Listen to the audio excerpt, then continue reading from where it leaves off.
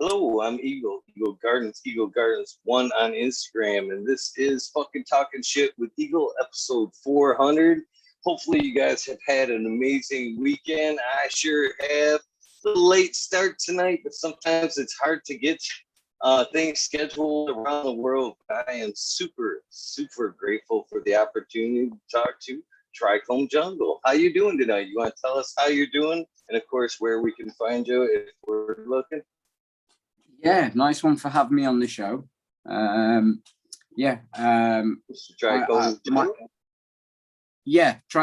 Jungle Seeds on Instagram. That's where I spend a lot of my time and do a lot of my posts nowadays. Yeah.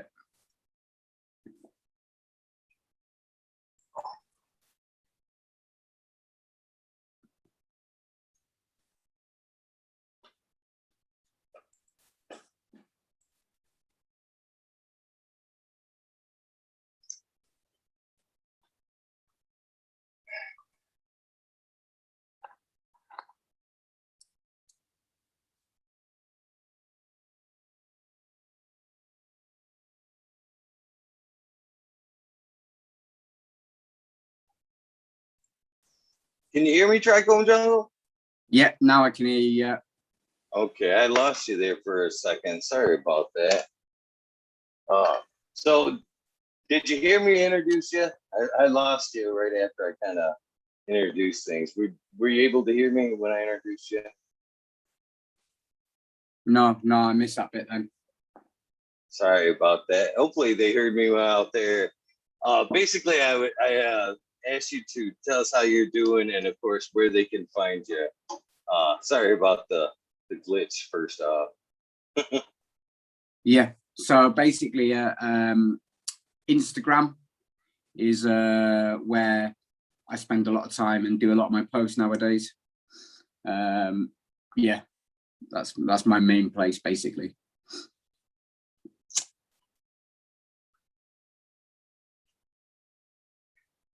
I appreciate you taking the time to come out and hang out tonight. That's for sure.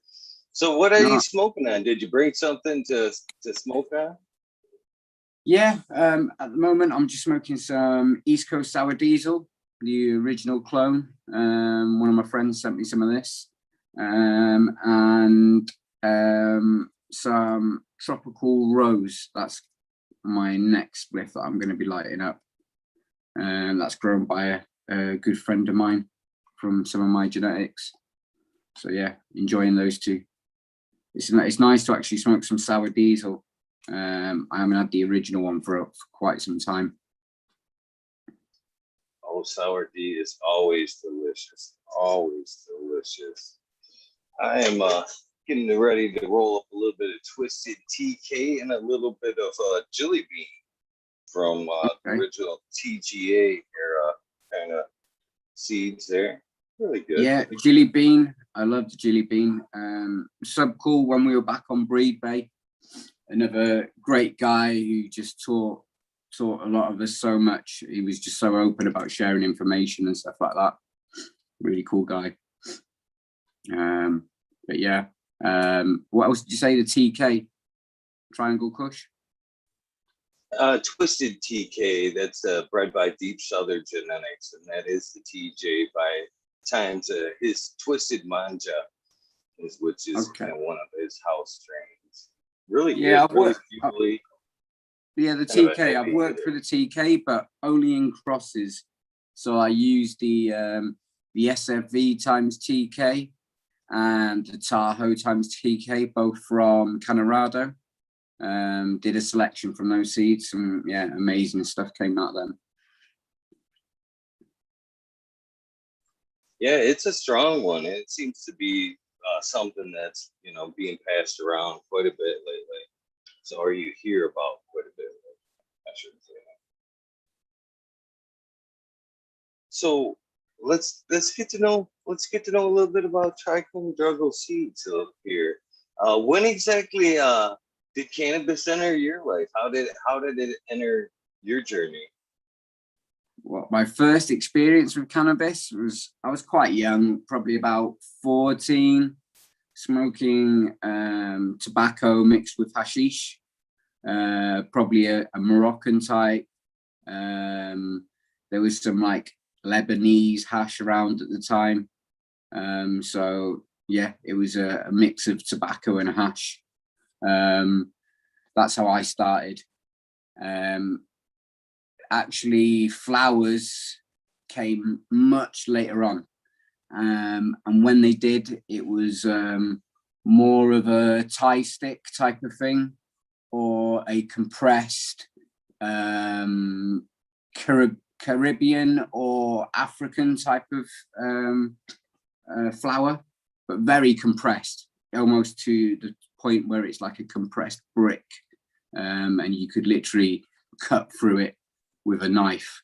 Very seeded. Sensimelia and like unseeded flour, and things like skunk came much later into my life. So yeah, it was more of the import stuff that I was brought up on. It always blows my mind that you know, it's kind of in the reverse over there with us and you guys. You guys kind of had the hash first, we had flour, and now we're going more towards the extract slash hash, and you guys coming more into the flour over there.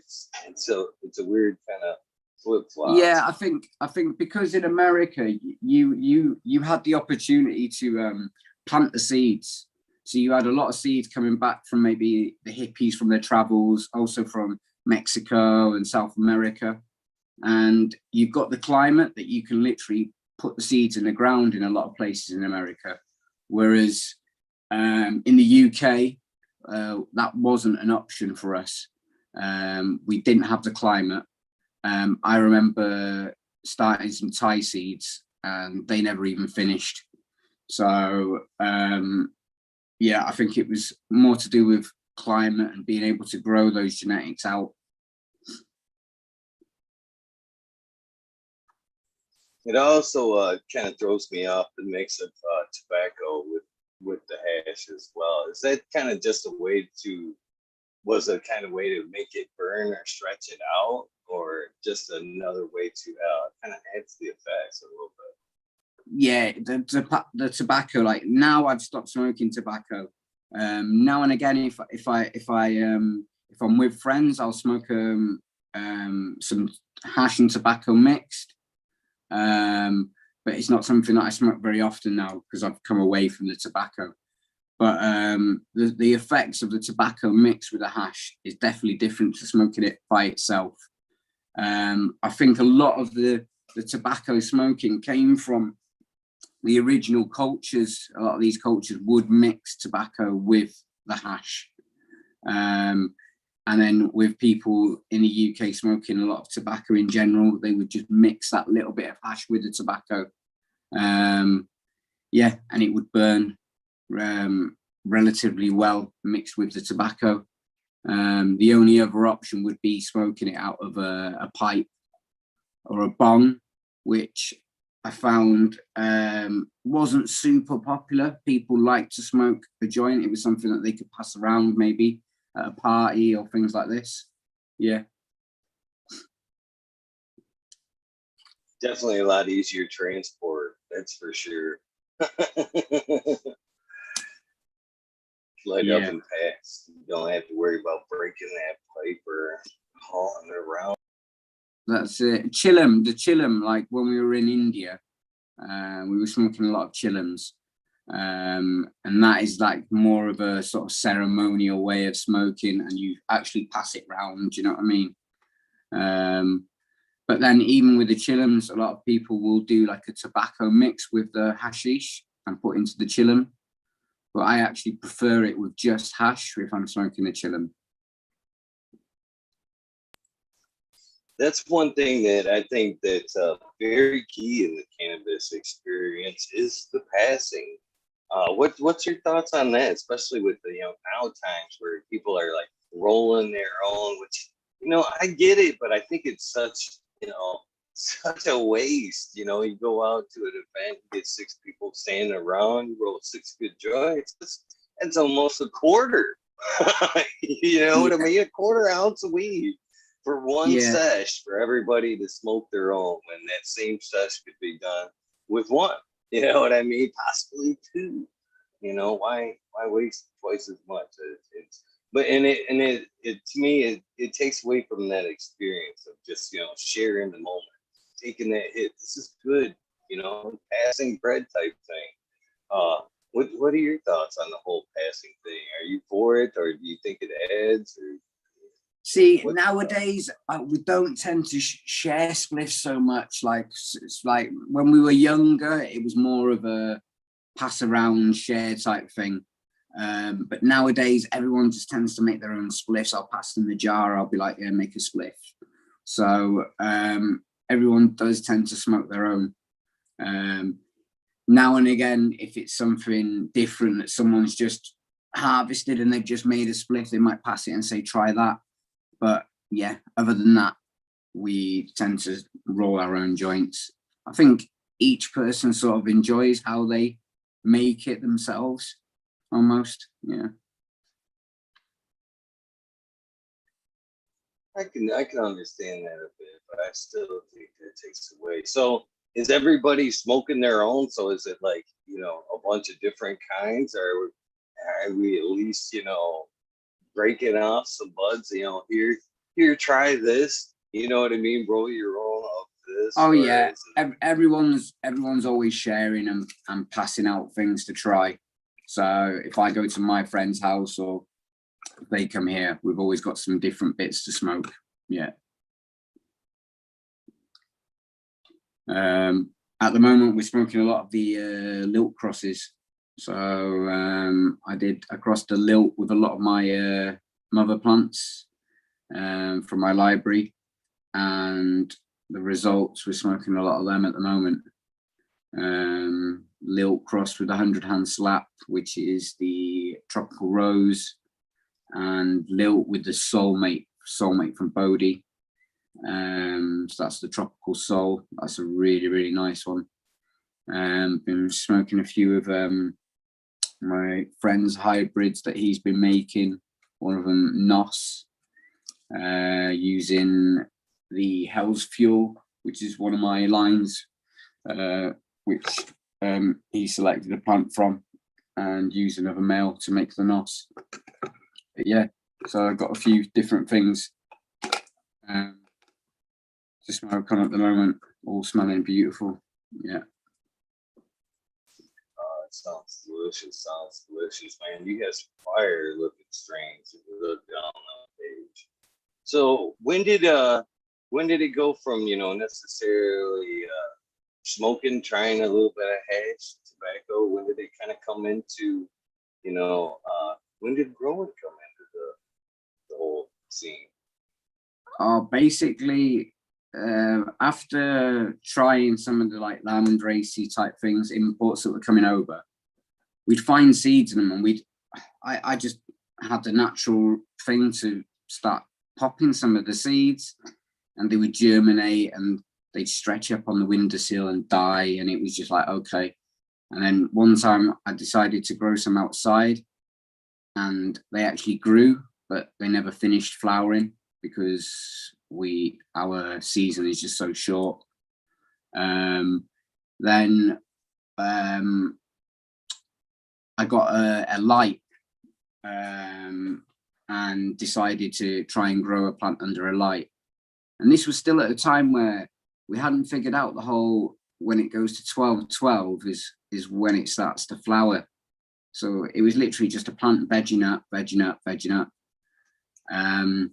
And then eventually I found a book and I figured out, okay, we change the light to 12 hours on, 12 hours off, and the plant starts to flower. As soon as I figured that out and seen it actually working, so I started flowering a plant and seeing that it started making the pistils on it. And at that point I was like, right, I'm buying some seeds. I got a packet of Hindu Kush and a 250 HPS light and went to work. and that was probably how old, maybe like 19, maybe 20, something around that sort of age. And then from there, I never really stopped.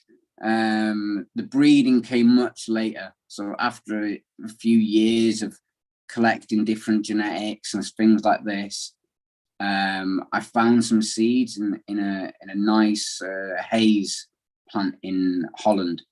And I spoke to the guy in the coffee shop, and he was like, "Oh yes, it's a haze crossed with a Santa Maria male." So I was like, okay, that's interesting. So I took the seeds home and I popped them and found a male, and I crossed that with a nap plant. And that was my first proper hybrid. And then from there, I carried on breeding and doing this. And then later on, started Trichome Jungle Seeds around 2008.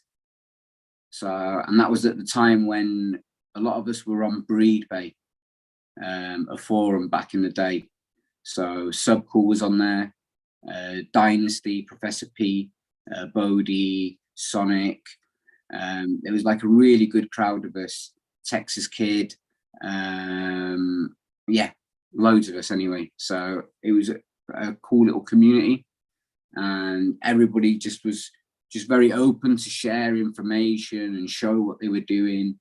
And it was, yeah, just a good place for people to come and learn. What a beautiful chance to get a coffee shop, get some seeds like that. I remember back in the day when I was getting some early on here in the early phases, when you could get some from the provisioning centers. And it was still caregiver grown, and you could probably still get a chance to get a seed here and there. Anytime I got one, I would go back in there, be like, "Oh man, I got some seeds out of that," and they always took it as a complaint, you know, and more of a heads up than a complaint and a thank you. You know, they were like, "Oh, you know, that sucks." I was always like, "No, thank you, thank you." I labeled and put it aside. You know what I mean?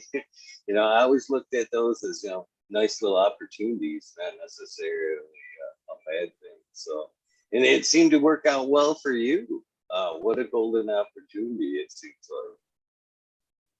Yeah, that's it. Like, and you got to taste the flower that you found the seeds from. So normally, if you were to buy a packet of seeds, you just be reading what's on the packet, whereas the flower that I was smoking was a really beautiful flower, and finding seeds in it, I was like, okay, I've actually found seeds in something that I actually like the taste of. So yeah, it was like a double bonus. That's it. So what was the first grow? I mean, you told us, you know, a little bit of light there, but I mean, what was like medium like? How many plants was do you mind sharing? The first time growing, was basically like I said, the Hindu Kush, but it was literally a couple of seeds I started, ended up with one female under the light, and was feeding really basic stuff, basically a little bit of chicken shit, some wood ash and paper ash for the potassium, and stuff like this. And that's basically was just like a very simple grow where I was making everything myself. At that time, there was no hydro shops or a shop that I could go to. I could go to a garden centre and buy some Miracle Grow, but that wasn't really an option that I wanted to do. When I was reading the book, in the book it told you that you could get certain nutrients from certain types of different options. One of them was chicken poo, wood ash, things like this. So I went down that route rather than buying some Miracle Grow or something like this. Good choice. Good choice. You sound like you were taking the right path right from the beginning. Yeah, later on, I think I bought some, after reading a little bit more about growing cannabis and that, I ended up buying some, I found a product in Holland, Guna Colon, and I was using that for teas and things like this for a little bit.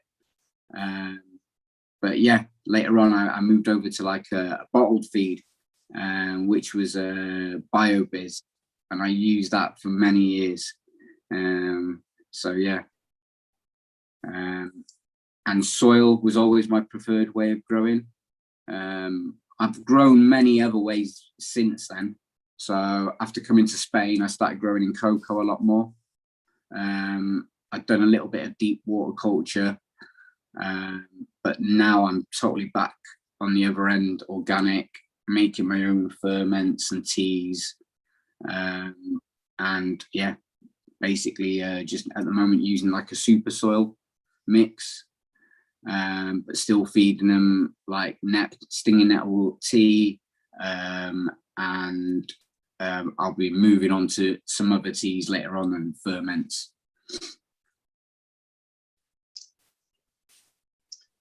So let's kind of like back up, work our way through this a little bit. So I asked this of all my guests that been growing for a while. Did you notice anything change when you started to cultivate the plant, on how you felt, or actually, the effects? From I don't want to say that. I must stop right there. Did you notice anything different when you started growing the plant, about the way you felt about cannabis or the plant in general? Say that last bit again. Sorry, mate. About did you notice anything different about the way you felt about the plant or cannabis in general when you after growing? growing? Oh yeah. Well, I just instantly, once I started learning more about the plant and actually growing, like my whole view of cannabis totally changed. And because before it was just something that we did recreationally, and then I've just found this plant that was teaching me every single day something new, about growing, and then later on about electronics, electrics, wiring things, photography, all the stuff that I've learned from the plant. It's always been teaching me from that point, even to the point where I was feeding the plant better than I was feeding myself. And I started to look at, whoa, hang on, what am I actually eating? I'm giving the plant all its perfect nutrition to make sure it's healthy, but I'm not doing this to myself.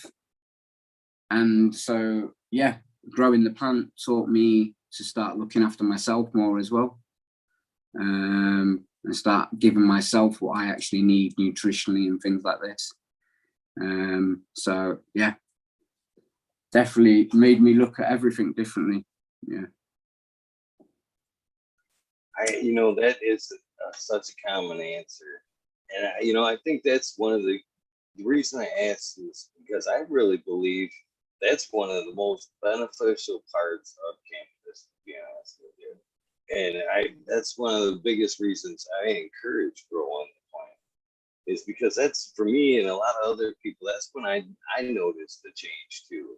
As medical cannabis came here, I started growing before it was medical, but as it became medical, it deepened it for me. I noticed that change too, but that is most definitely the most beneficial and therapeutic parts of the plant. I mean, yes, there is a medical benefit from using the plant, in different ways, but there's so much more from actually growing it. Like you said, gaining of intelligence, the overall good feeling, and I think it brings much more goodness out of the plant than we ever thought it would.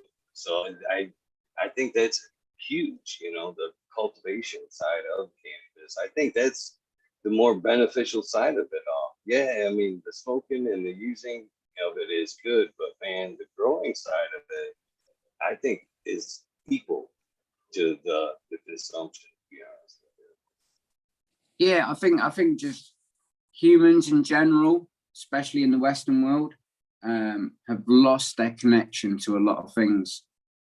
And I think cannabis actually gives it back to us, especially when we're growing it.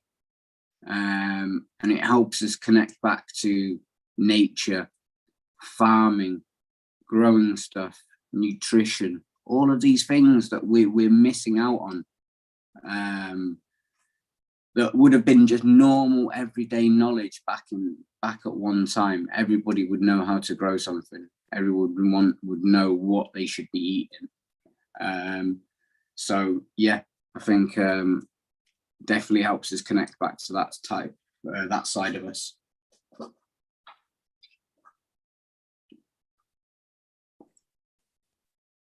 With that being said, how does it affect? How does your personal taste come into play a lot into play when you're putting together strains? Is it, basically your taste, and then you're hoping everybody else will like it, or do you are you feeling out the general crowd and trying to match what might be good? No, I think when something's, has an amazing terp to it, it has an amazing terp. You might have a small percentage of people that actually don't like it, but I think, everyone knows, everyone likes strawberries. We'll say, for instance, if someone likes something sweet, strawberries, there might be a few people that don't like them, but the majority will find something like that quite sweet and tasty. So I think it's the same with our taste buds and our smell. So I tend to pick things that are quite pleasant on the nose for my selections, like things like the mandarina, that pineapple-y, orange, tropical type things tend to really stand out, especially in extract. And then I also like the sort of like gassy things, like the sour diesel things. I've done like a lot of lines that have that gas type stuff. The cherry spice is on the like cookie side. Some more like the cherry spice is on that like cherry cookie, cherry pie side of things. So I have all different lines, and it depends which one. They all have their own sort of special terp, but I try to pick a lot of different things so everyone is happy. So everyone can pick something that they'll like from my seeds. My library is very varied, so you could look at each one of my mother plants, and each is very unique for its terpene profile.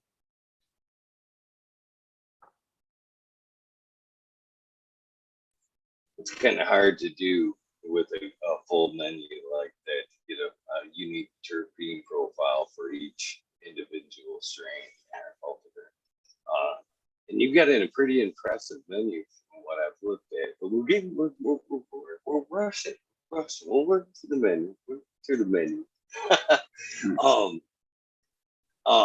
So when you started your breeding there, how did you progress? I mean, the first time was, you got the seeds from that bud there in Amsterdam. But how did you move forward after that? I mean, how was the next basically strain introduced? Yeah, like after that, I just gave a lot of the seeds out, just to see the results, see what people thought of it. And then later on, I used I worked that line. I made it into an F2 line from the F1. So I did brothers and sisters from that line, that first line, and crossed them together. So start almost working like an inbred line, but you call it the F1 generation, then you go to the F2 generation. So, and then at that time, I'd been given some seeds by Sonic Seeds, and I'd done a selection from those seeds and found a male in them as well. And that male I used on a few of my clones that I had at the time. And then from that, I just growing out those seeds, seeing the different results from those seeds, and then later on figuring out which lines I would like to continue working with. So it was a slow progression of growing things out, but like the forums really helped to be able to give those seeds out to people and see the results that other people had and get their feedback. And once I started getting good feedback from people, we had like the option to sell the seeds on like a seed auction type thing. You could have like a buy now price, so they didn't have to go into the auction, or you could put them up into the auction bit. So I put a few of my packet seeds on there after people started to inquire about them, and that was the first time that I actually started to sell sort of seeds through the Breed Bay auction, and later on through other seed sellers like people like Attitude and things like this, but that came much later. So for many years it was literally just growing them out and passing them out to friends and people on the forums. I would think that the forums have to be the backbone of something like that. For back then, I mean, I don't know. I don't live over there, but I would think even now things aren't as open as they are here, to where you just like, here's free seeds. You want to grow something, test things? Yeah, I would think that you were kind of, limited to the friends and the people that you trusted in the forums to, get the gear tested and, get the word out there. And back in the day, it was, how hard would it be? How hard was it to kick off the seed thing over there? Yeah, I think it'd be much quicker nowadays with how it works nowadays. But like it was just more of a. Do you know what? I didn't even think I was going to start a seed company at first. It was literally just doing something that I really enjoyed doing. And then the idea of a seed company wasn't a seed company. It was just to have a name behind it. I couldn't have even imagined at the time that it would progress to where it is now. So yeah, it was more of literally just doing something that I really enjoyed and just doing some pollen checking and seeing the results. And it was more about just the fun and pleasure out of it.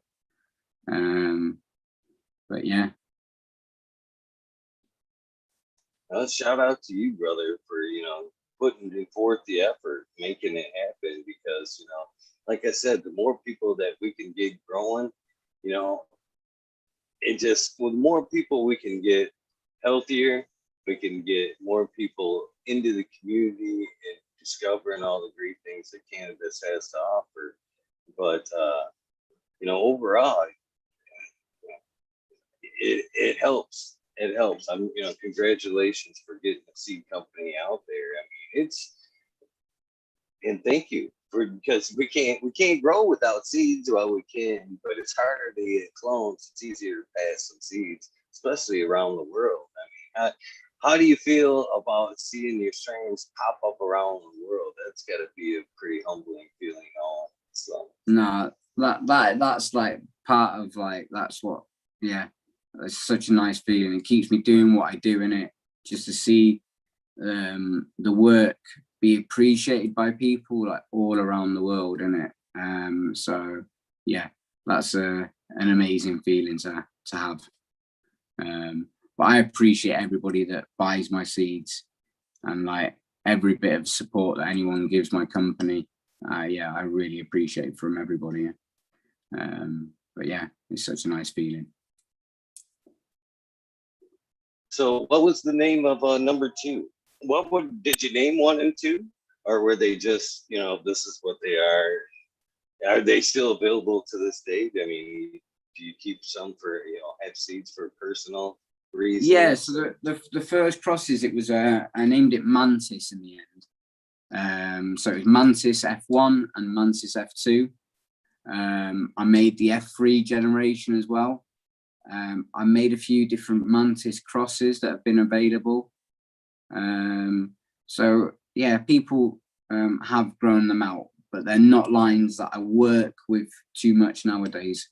The the library I use nowadays has changed quite a lot from what I was using back in the day. The only thing that I kept from the original stock that I have is the Bubba Kush, the pre-98 Bubba Kush clone that I got hold of at the time. That's the only thing from back then. Everything else is pretty much within the last 8 years. So anything from the old school days, I've pretty much stopped using. Well, you have to progress. You have to progress. And we're speaking of progresses. So how things roll from there? I mean, how did the setup change? What did come into play for some of the up and coming strains you created? Yeah.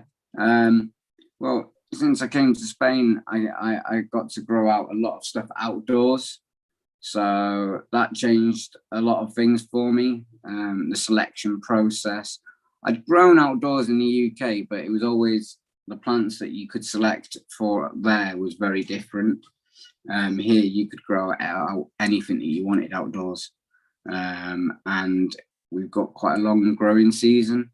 So you could even grow out like the more like purer type sativa hazes as well. So yeah, and the testing of my plants to see what they could handle outside.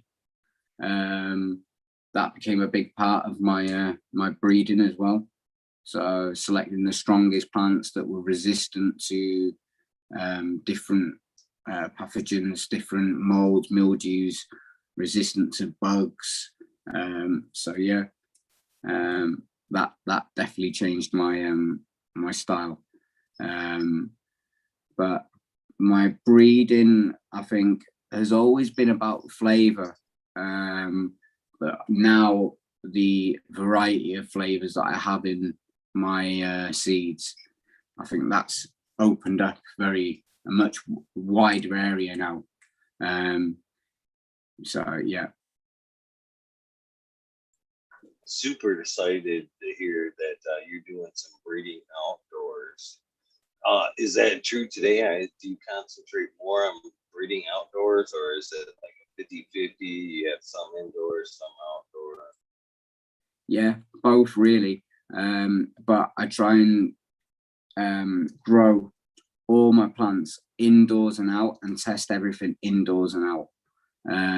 Sometimes it's not always the option to test both in and out, depending on the time of year. But yeah, growing all my mother plants have been grown indoors and outdoors, and all been tested. So I know what each plant can do in different situations. It's just, I think it's a good thing to do, especially from a breeding point of view. Because when you're growing plants indoors all the time, you really don't get to see the true representation of the plant. When you grow all your plants outdoors, under the sun, you really get to see them to their full potential as well. So have you bred, I'm curious to know this, have you bred the same strain both indoors and outdoors? And have you noticed a difference, from that stock when popped?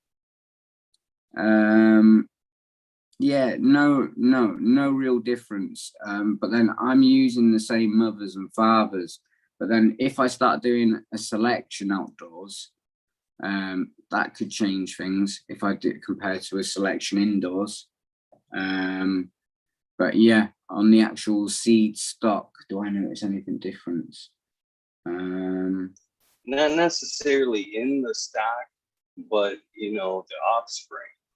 So say you take the seeds that were produced outdoor and the seeds that were produced indoor, and you pop 50 and 50 or whatever. Have you seen a difference from the ones that were popped? Maybe different phenols that are coming from outdoor produced beans versus the ones that were produced indoors? No.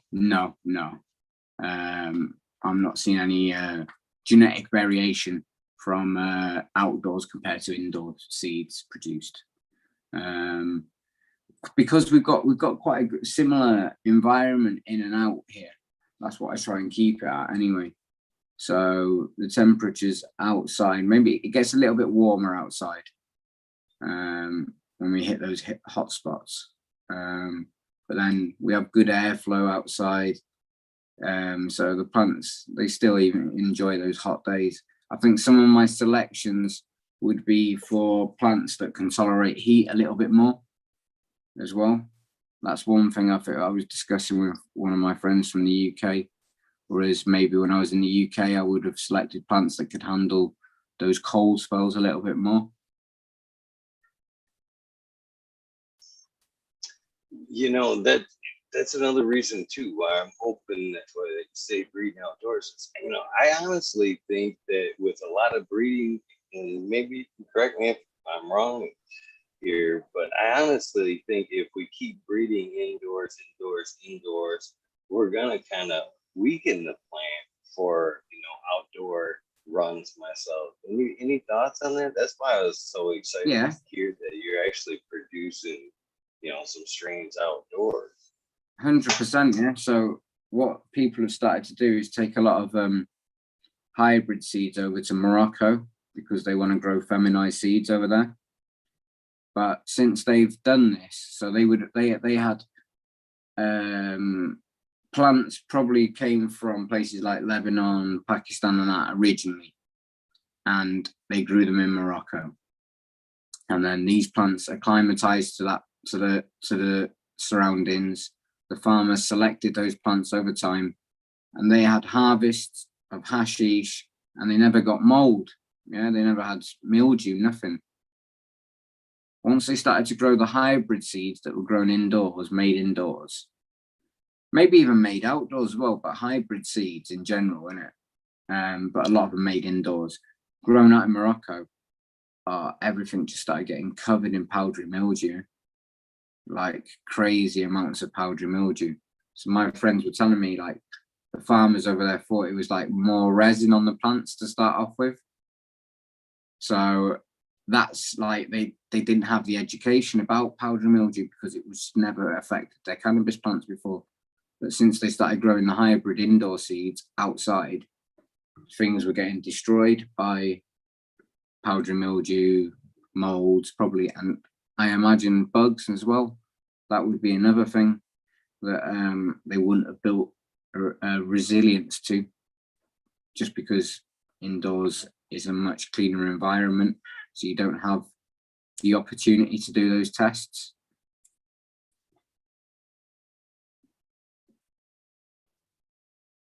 So Intro Centennial in chat was wanting to know about seed size from indoor to outdoor. You want to speak on that? Seed size?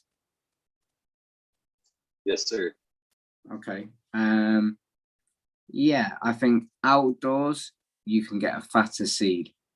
But if your plants are super nice and healthy indoors, I can get just as big a seeds indoors as well. So it all depends on the genetics. I have certain genetics that produce fatter seeds in general compared to other ones. And it's same outside. When you grow them outside, the same difference is seen outside. Some plants will make fatter seeds than other seeds, but generally the seeds produced outdoors are always much nicer looking, fatter, just in general.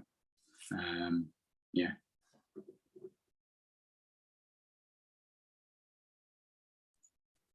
So let's back up to, you know, beginning workings of trichomes. So as you go, you're going through. What was number 3? What was the third? What was the third one on that? Or the third one? What that I produced. So it was I used a Pinemite Shiva male, and I crossed that to a few different things. Subcool would let us use his Jack's Cleaner. So we'd been growing his Jack's Cleaner for a bit. So I pollinated that with the Pinemite Shiva. I pollinated the Agent Orange, the cheese, UK cheese, which was a clone that was going around at the time. What else was there? My mantis. I can't even remember right off the top of my head, but there was a few. I pollinated a lot of my mother's because I only wanted to pollinate a small amount of the crop, but I over pollinated everything and made far too many seeds, more than I wanted, because I wanted the crop for flour to smoke. But those seeds then, that was like one batch of seeds that I started testing. And from them, I released the ones that I thought were the best. But it was only meant to be a small batch. So that was my, I'd say, third breeding project. And then later on, I used a male from DNA. They given me some seeds, which were Sour Diesel crossed with LA Confidential. And I'd selected a male from them and pollinated two or three things, which made, what were the ones that I did? The crowberry, which was a very dark sort of purple strain, but had a very, very like sweet sort of taste. I can't remember the cross exactly now off the top of my head, but I think it was a Urkel blackberry or something like this. But yeah, beautiful line. I crossed that with the DNA male. I also did, what else was it? That with the mantis. And then I also did the mantis male on a few things. So I was working I worked through quite a few different things after that first one and the second one. And then once I made those seeds, it was just more about testing those seeds out and seeing which ones I preferred. And the same again, every time, whichever were the best seeds, I'd release those seeds as a batch. And then I also did my mantis male on a lot of things. And that was like the Bubba mantis, and I worked that one, made an F2 line. What else? Oh, so many different things. I'd have to go back and have a look. It was so long ago. We're talking like 15 years ago. Yeah? Cheers to that. And I love the fact that some of the beginning works had some of the Jax cleaner in there. In my opinion, one of the strongest strains TGA put forth. He always talks about Vortex being one of the strongest, but man, that one in particular seemed not to have a ceiling to it. Jack's Cleaner, you could just smoke and get high, smoke, and just smoke yourself stupid, basically. So I'm glad to hear, and he was a good friend of mine, so I'm glad to hear that some of the beginnings were kind of took off with that as a base. So cheers to that, my friend. What are your thoughts? I mean, what were some of the things you enjoyed about that one? No, Jack's Cleaner was special. It was like I preferred the Jack the Ripper, to be honest. That we had a Jack the Ripper that we called the Limango Fino. It was like lemon, mangoey, but it had this like weird hazy notes to it. What did one of my mates say it was like? I forgot now, but anyway, so the Jack's Cleaner, that was super strong, great plant to grow, but the Jack the Ripper for me was a special one, like definitely. Vortex, you said I got to grow that one out as well. The hash from it was absolutely amazing. It was like it came out like caramel almost. That was the color. So yeah, that was a special one. I was always impressed with so cool stuff at the beginning, like just the different range of terpenes that you would get from each plant. Just so unique compared to everything else at the time. Yeah, it's one of those things, man. I wish he would have got some more of the appreciation. Not that I'm not saying that you never gave none, but you know what I mean. But man, it seems like a lot of it did, like anything else. After somebody passes, we kind of realize the effort that was put forth by a good individual there, and again, I'm super glad that he had some influence in Trichome Jungle, way back in the day. So that's awesome. Yeah, I love hearing the stories. You know what I mean? Because there was a lot of drama towards the midway or whatever. But man, I think people really do forget the influence he had in cannabis, and moreover, sir, I don't want people to forget. You know what I mean? I don't yeah, want people to forget the influence he had on a lot of us. Because right now, that's another thing. Right now, there's so many new growers entering the whole cannabis community in general. So, as we move forward, I don't want to forget a lot of the greats that helped get us here. So I'm super stoked that we were able to give a nod tonight. yeah. No, he was doing a lot with Breed back at the time. He even came over to the UK. We got to meet him and stuff like that. So he came over to the UK, and I think I met him in Amsterdam as well at the Cannabis Cup.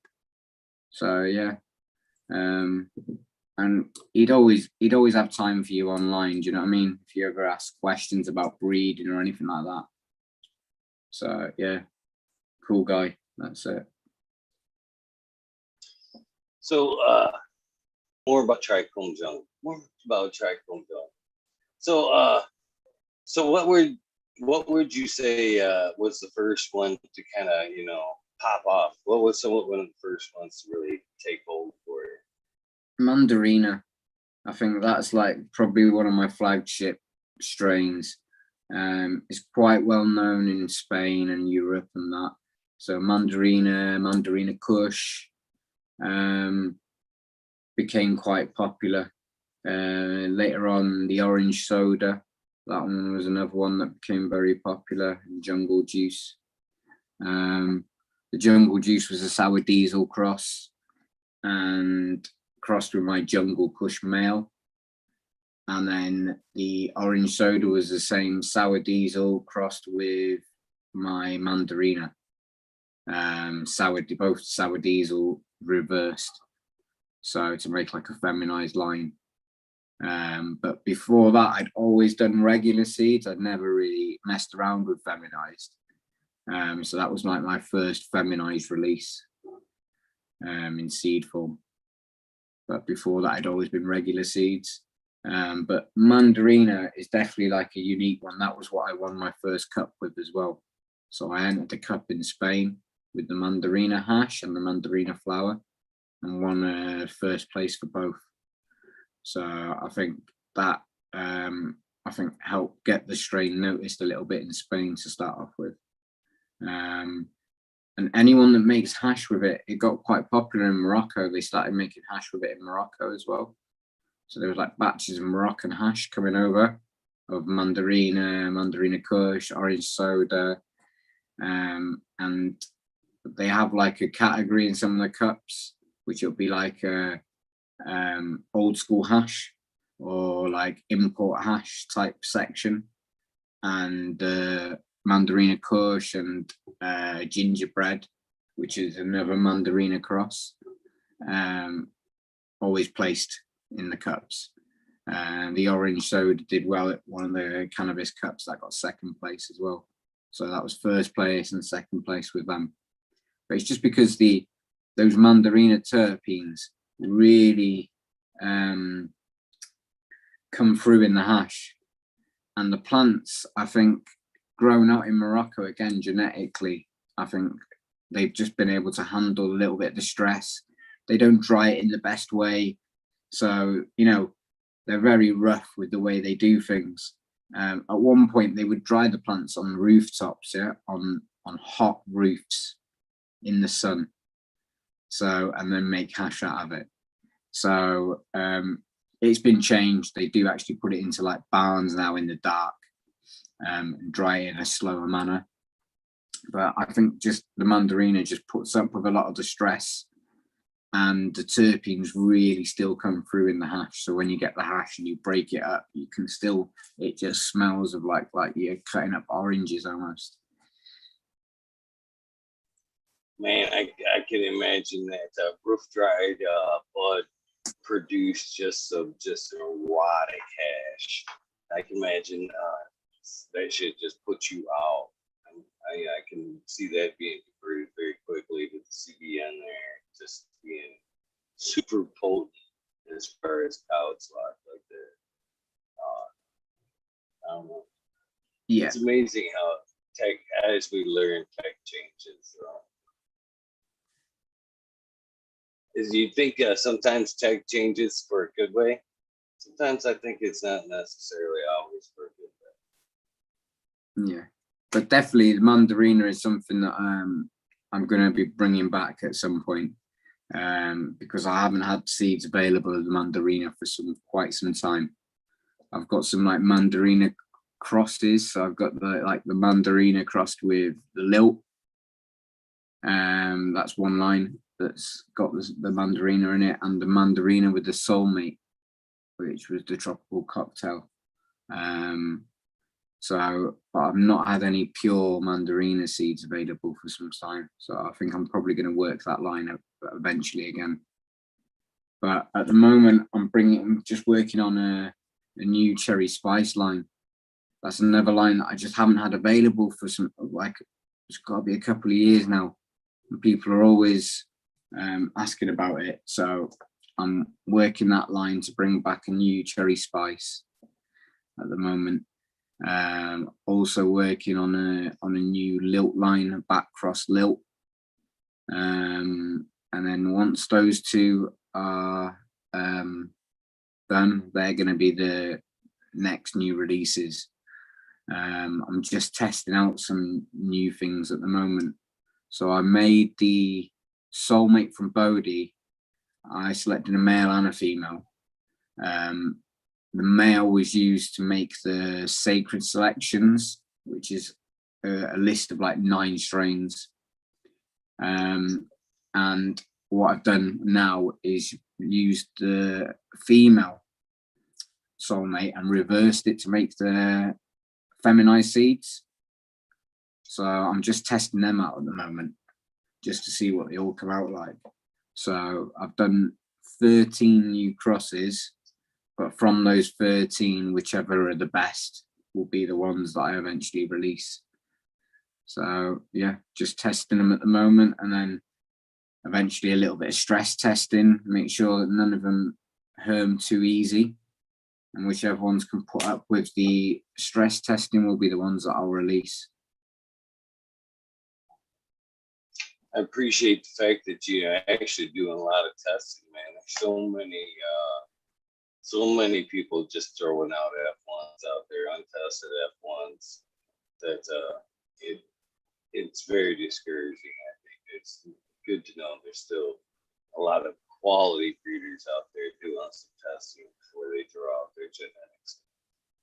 Yeah, that's it. Do you know what?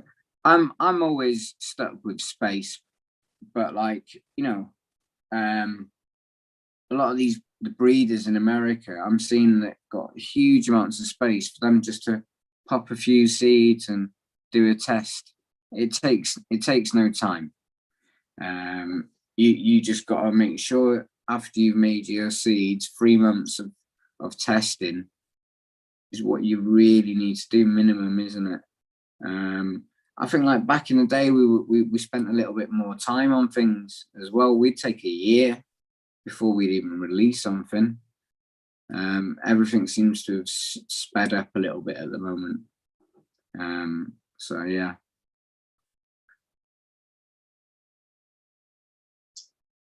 So how many strains would you say you put forth so far? How many lines have you worked? Ooh, how many things I've actually made? hundreds. Yeah, I can't even. Yeah, it's got to be hundreds, easier. But like how many things I've actually released, I'm gonna say probably about 60 lines I've probably released to the public. So the male part of the breeding is very important, underestimated or not talked about as much. How important do you feel the male is to breeding, and what is your selection process like for your breed, for your males? Yeah, like it depends what you're going for in your breeding project. So I'd say like a male that's not so dominant in a cross works quite well. That's probably like very similar to the lilt male that I've just used now and my jungle kush male that I used in the past, where they're not so dominant in the cross, but the cross comes out very similar to the mother plant more than anything. The male probably adds a little bit of its maybe growth pattern and resin, but the actual smell, taste, and main thing about the female plant that it's been crossed with is what the offspring come out like. So it'd be like a not dominant, a male that's not dominant in the cross. Whereas other males, you might be like, you might want that male to be dominant in the cross to add something to the female. Or it all depends on what you're actually breeding for, I suppose.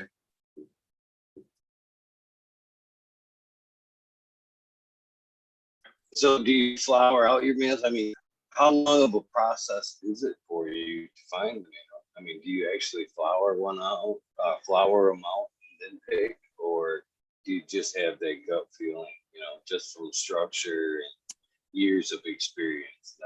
That's my guy. Yeah, like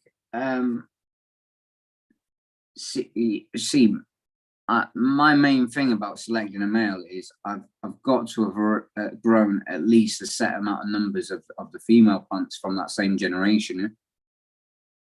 So once I've been able to see what the females are like, if there's a good, it's a stable line and all the females are coming out, it's like very similar to each other, then I know that male is going to be much like the females. So that's one of the main things, I'd say. Yeah.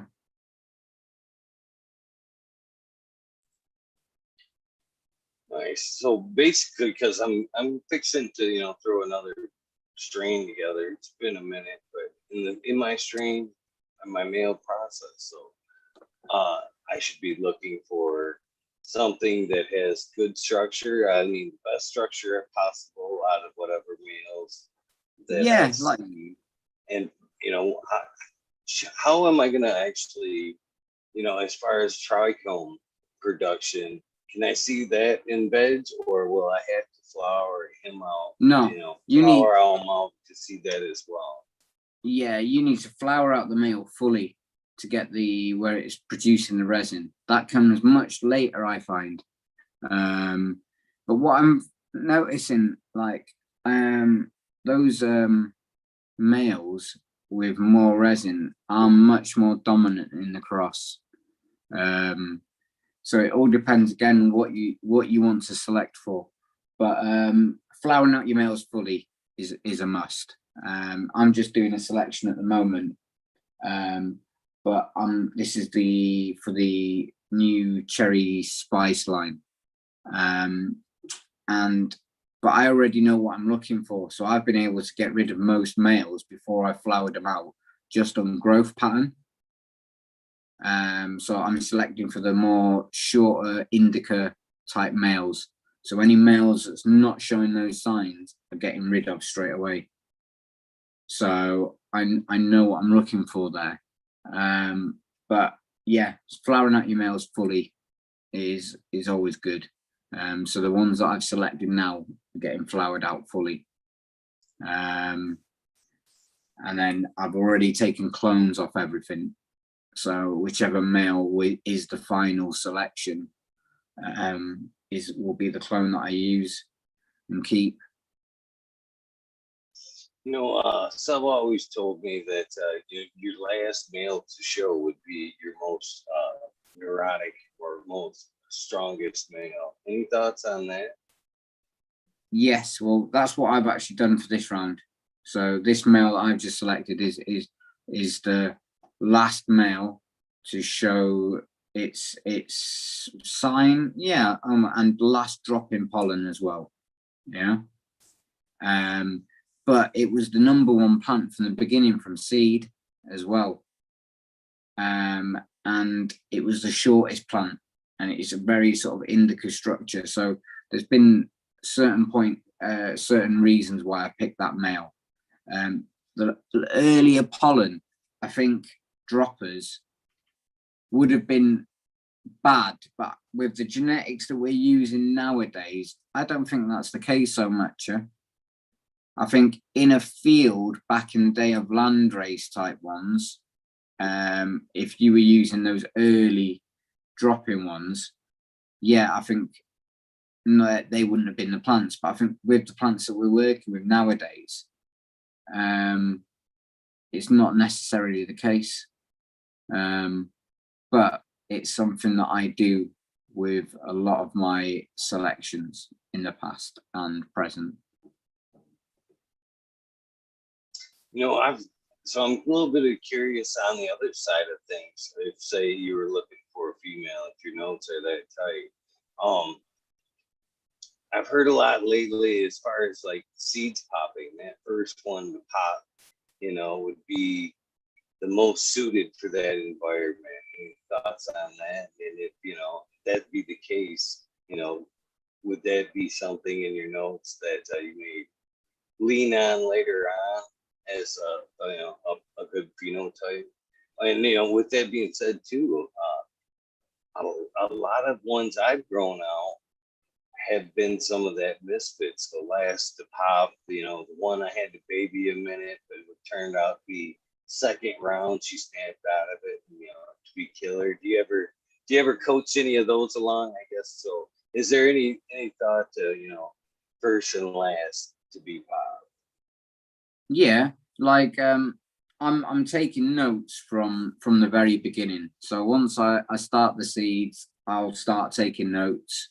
Which plants pop first goes down, and they tend to be the most vigorous plants as well. So yeah, they tend to be the plants that I do sometimes mark with a little X. I'll just put a little X next to their tag, just knowing that those are the ones that I selected right at the beginning at the seeding stage. And at the end of the selection, there's a high percentage of the ones that I've marked with X from the beginning tend to be in the final selection. So yeah, those vigorous first popping females tend to be good breeding plants. Yeah. So what are some of your personal favorites as traits? I know it's hard to match the masses, but what are some of the traits that you enjoy about cannabis? There's some in particular terp profiles. Sounds like some gas in there, you know, since you're a fan of the sour tea. I'm sure there's people there. Yeah, terpenes are definitely up there with my main part of my selection. But like growth pattern and things like this do come into it. Like if you walk into the room and there's like certain plants that I look at, I'm like, okay, that plant there looks really nice. Do you know what I mean? A certain leaf structure, I do select for that as well. So like the Rian, that one it just has a certain look to it. It's almost like a much taller indica, but it has like a really fat stem on it, and these fat but very pronounced spikes to the leaf. And it just looks a certain way. It stands out in the room. So that was the reason I selected that plant. But the final product is really nice as well, such a strong stone, really nice resin content. But yeah, so growth pattern will come into it. Speed of flowering, that can play a role as well. I try to have plants that don't go over a certain time, but there's a few there that are longer flowering. But those quicker flowering plants are always nicer. Yeah, what else? But yeah, flavor is definitely my main thing. So each one of my mothers tastes and smells quite different. So yeah, that's part of my main breeding. I'm a little curious too about the time to introduce the male, both inside and outside. Is that the same? Would you introduce the male both at the same time if your females were outdoors? And I guess in that part of the question, are you just letting them grow naturally out there and see each other, or are you dragging a male out there at a certain time and let the process start like that? Yeah, no, if I do a cross outside, I'll let the male naturally with the female at the same time, and let her do its pollination. But I'll probably leave in there a much longer period of time. I'll probably leave in there maybe 3 or 4 weeks. Whereas indoors, I wouldn't leave a male in that long. I'd probably do 2 main pollinations with the male. Whereas I'll leave the male in there, maybe give him a tap and shake maybe twice over the period of like 1 to 2 weeks, and then I remove him then indoors. Whereas outdoors, I leave him there much longer. And I guess that's the same question applies for indoors. Are you introducing the male at the same time, or are you throwing him in a couple weeks later? That all depends on genetics again. The timing to get that right. But yeah, like the male can go in pretty much the same time as the females indoors as well. Maybe put him in a week after. But yeah, it all depends again how long when your male starts to drop. So you don't want him dropping too early. If he's an early dropping male, then maybe put the females in before. So it's a little balance there. That's it.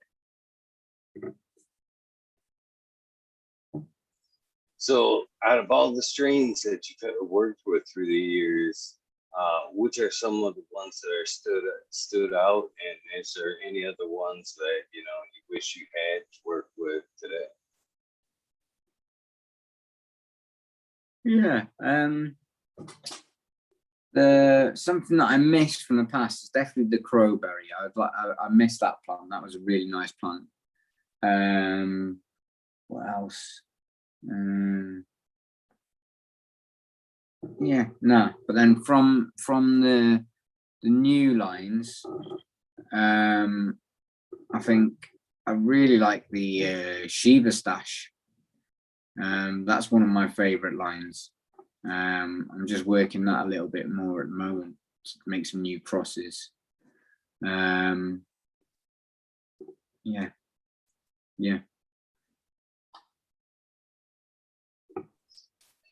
So how I'm looking at some of the new stock there. That pineapple, how pineapple is that pineapple? I'm curious. I grew out that Pineapple Express. It seems like 10 years ago now, I want to say. And that one came and went all too quick, but it was a favorite while it was here. So how's the pineapple that you got over there? Yeah, what I'll have to do, I'll send you some seeds of the pineapple gummy, and then you could tell me what you think. But it's definitely the most tropical smelling and tasting plant I've ever come across. It's like a mix of pineapple and passion fruit, tropical juice. So it has that fruit, sugary, passion fruit, tropical side to it, but it's overpowering with pineapple. Yeah. We used to have these pineapple sweets, like pineapple cubes. And it's like that basically. It's like a strong pineapple tropical juice. Like sometimes you get like mixed tropical juice in big like containers. It just reminds me of that when you open it.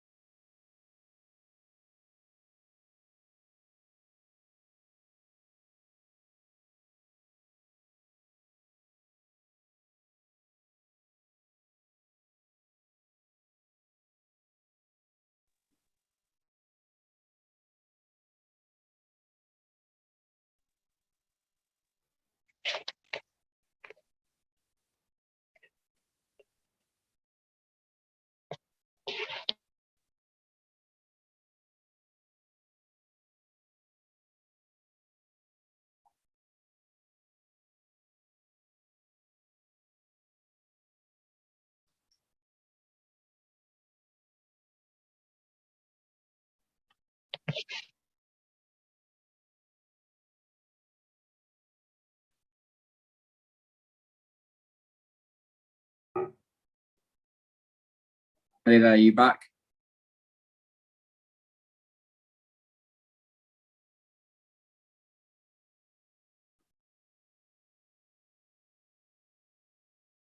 I am. Thank you for bearing with me here. A little technical difficulty. I knew I couldn't get through an amazing episode. So.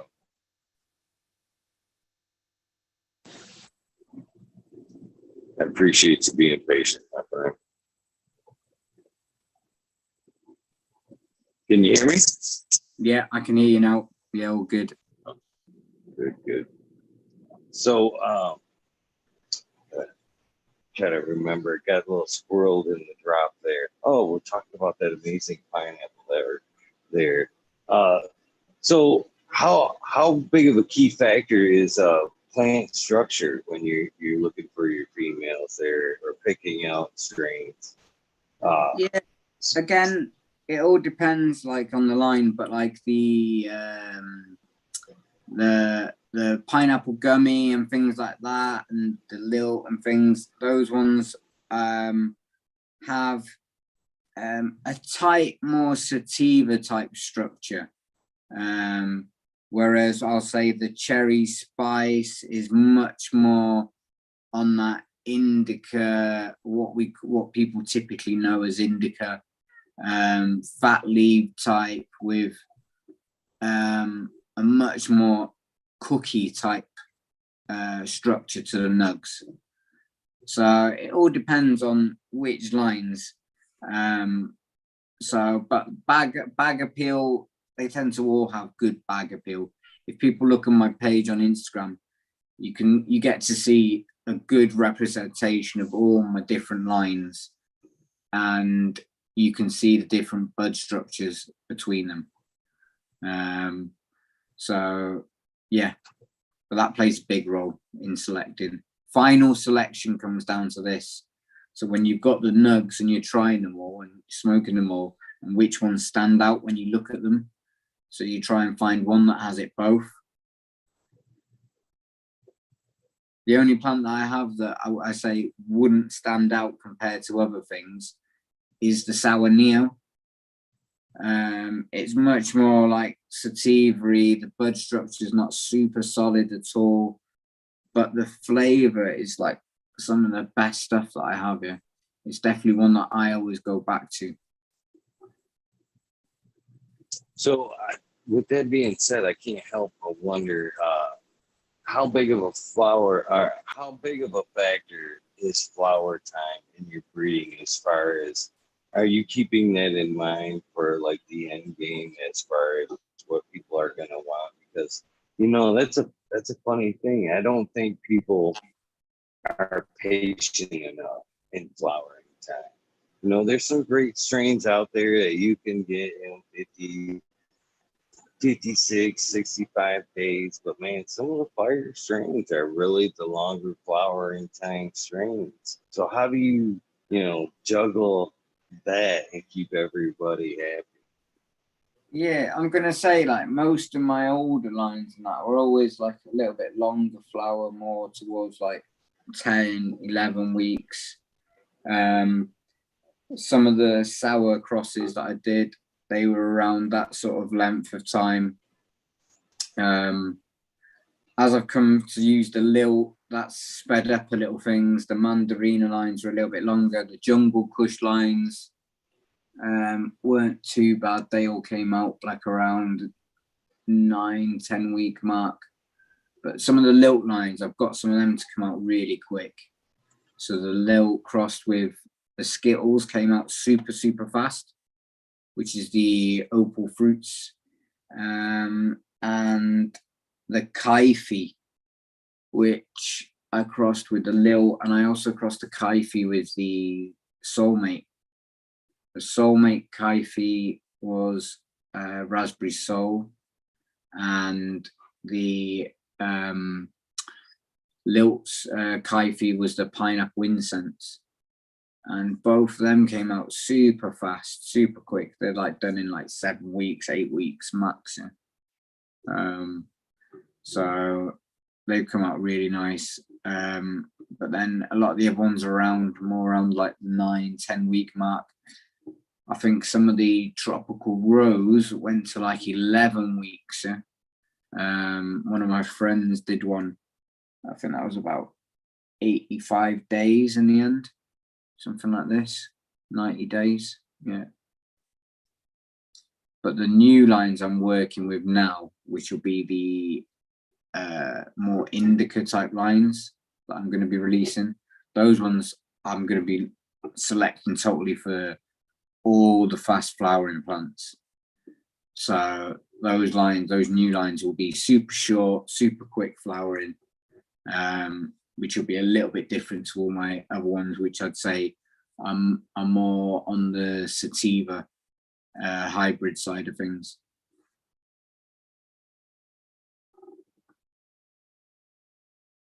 How do you suggest or how do you like to see your flowers, your strains harvested? Would you tell people that are growing your strains to harvest closer to the clear cloudy or cloudy amber? Or in my opinion, I find most of my cannabis, I like to let it go the distance. I like that final week, a little bit more amber to get that final swell out of it. I don't think people are patient enough to get that natural swell density from the plant that comes a little bit later. So how do you suggest, they harvest? I like, me personally, I tell them like depending on what they want from the bud, what type of high they want. Do they want to get as much weight from it as possible? I find the longer you push the plant out, you can sometimes lose that terpene profile where it gives it a little bit more of a sweet taste, and it becomes a little bit more hashy. So it depends what you're picking for. But I like to have it where everything starts to go nice and milky, the trichomes. And as soon as I start to see a few amber ones, that plant's coming down. Whereas if someone doesn't mind losing a little bit of the flavor, but gets a little bit more strong high from it and a little bit more weight, we'll say, push it out a little bit longer, let a few more amber heads in there, and then harvest it.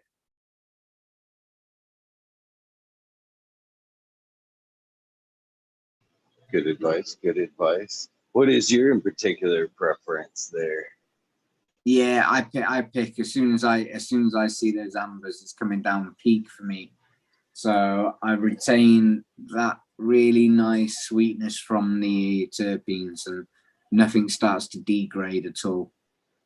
So Yeah, that's my way. I like to chop the plants and pretty much hang them as full plants, take off maybe a few of the fan leaves, do a really slow dry. Yeah, that's how I do it. So as I'm, start speaking with you here, I can't help but think about, and we're talking about, perfect time to pick for peak, perfect or peak flavor, and now you throw in, the thought of cure on top of that. Do you lose? Is that something that seems a funny juggle there? You know, do you pick early and then try to change that flavor, or increase it through a long-term curing, or as we're talking here, is the peak flavor, you know, cloudy with a little bit of amber and then smoked as fresh as you can get it for peak flavor, or is that peak flavor coming out in a cure? And then if that's the case, are you Yeah, I think. closer to the end cure if you just let it go? I don't Yeah, I know. think as long as you keep your temperatures really cool while you're drying, it will reduce that so it won't degrade too much, if you know what I mean. So we were saying about, the longer you leave it up, the THC starts to degrade. So you're saying the longer you dry it, it can degrade as well. But I'm going to say if you keep those temperatures low, then it can be okay. And I find anyway, especially growing organic and that, I think a lot of those flavors come out much later. Yeah, after it's had a good dry and been put in the jar and left to cure for a little bit, that's when everything it really tastes amazing. And that's what I find with the organic. Whereas in cocoa and more of a hydro type things, those things I think taste better at the beginning and can lose it quite quickly. Whereas organic, I find it really retains it, and as it cures, it gets so much better. I appreciate that perspective. I've never even considered that, to be honest with you, but I could see that. I could really, now that you kind of shine a little light on it, I can see that. I can see that. No, like once I've had my mothers for some time, so I've got to see them in cocoa and organics and stuff like this. And always, every time I try the organic flour, it just cures so nice, and it doesn't lose its sweetness and the gooiness of the THC. Whereas I find a lot of the mineral stuff, after a set amount of time, it goes quite bland.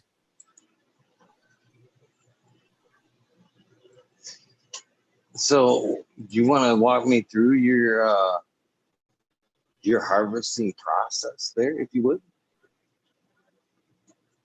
Yeah, I literally chop the plants at the base and hang those plants up and just take off the main big fan leaves, let that dry for around 2 weeks, 10 days to 2 weeks, and then I take it off all the branches, and I'll leave it for maybe like another few more days. Then it'll go into a jar. Once it's been left in the jar for 24 hours, I'll open up the jar and let any moisture that's come from the center of the buds back out. Let that evaporate out of the jar with the lid off, in a room with a dehumidifier, so it's keeping that humidity down, and then close that jar off and keep it in a super cool place, like a cool cupboard or a refrigerator somewhere dark, out of the light. that's the best way you can store your flower. Well, I want to pick your thoughts. I see a question in chat. I'll get to it. But I'm curious to the whole plant dry thing there. I've got a few thoughts on that. So, what do you think the benefits are actually about the whole, cut it at the base and hang? What are the benefits of that versus, me taking the plant, wet trimming it up, and like hanging it, in still on branches, but hanging it dry like that? I don't think there's going to be a huge amount of difference. Yeah, it's just a particular way that I do it. I used to do it exactly how you just said it there, and some of my friends still do it that way. They just can't be bothered. They're like, dry trim, no way. It's much easier just to do a fresh trim and hang it up in little branches on the lines. And I don't think there's going to be much difference. It's just a particular way that I do it. I think if we actually got a bud from the two plants, same clones, and one with fresh trim and hang it, and the other we don't, I think the buds at the end, if you tested them, would be exactly the same. I would think that to be true, to be honest with you. But then again, as I'm learning more and more about, basically plant science, I question things a little bit like that as well. And the drying process all the way, I honestly prefer an herb dryer. The Myers now machine I use. I'm not, this isn't a commercial for that. We're talking drying. And I like that process. I think, I've talked to some people about this as well. I almost think, and it sounds counterproductive to what we've always been taught, but if the drying environment's right, I almost think it saves a lot of terps to dry them because, they wear off. As more they're exposed to air, the more we're losing it. So it just kind of makes sense if we could dry it faster and put it in a jar, the more we could save the turds, to be honest with you. So but that's not here nor there. I'm kind of wondering the other way, because I've always heard, that plant hang, chop it upside down. It's two reasons for that. And one I can see, leaving fan leaves on versus leaving them, taking them off. Environmental control. You know what I mean? You're actually in a over dry environment, leaving on some of them leaves for moisture purposes. But I think it gets a little deeper than that, to be honest with you. I think it's not just, the leaves coming down, surrounding the buds and holding the terpenes in. I think it's more of a battery type effect. Like when the plant's growing, those leaves store nutrients and water.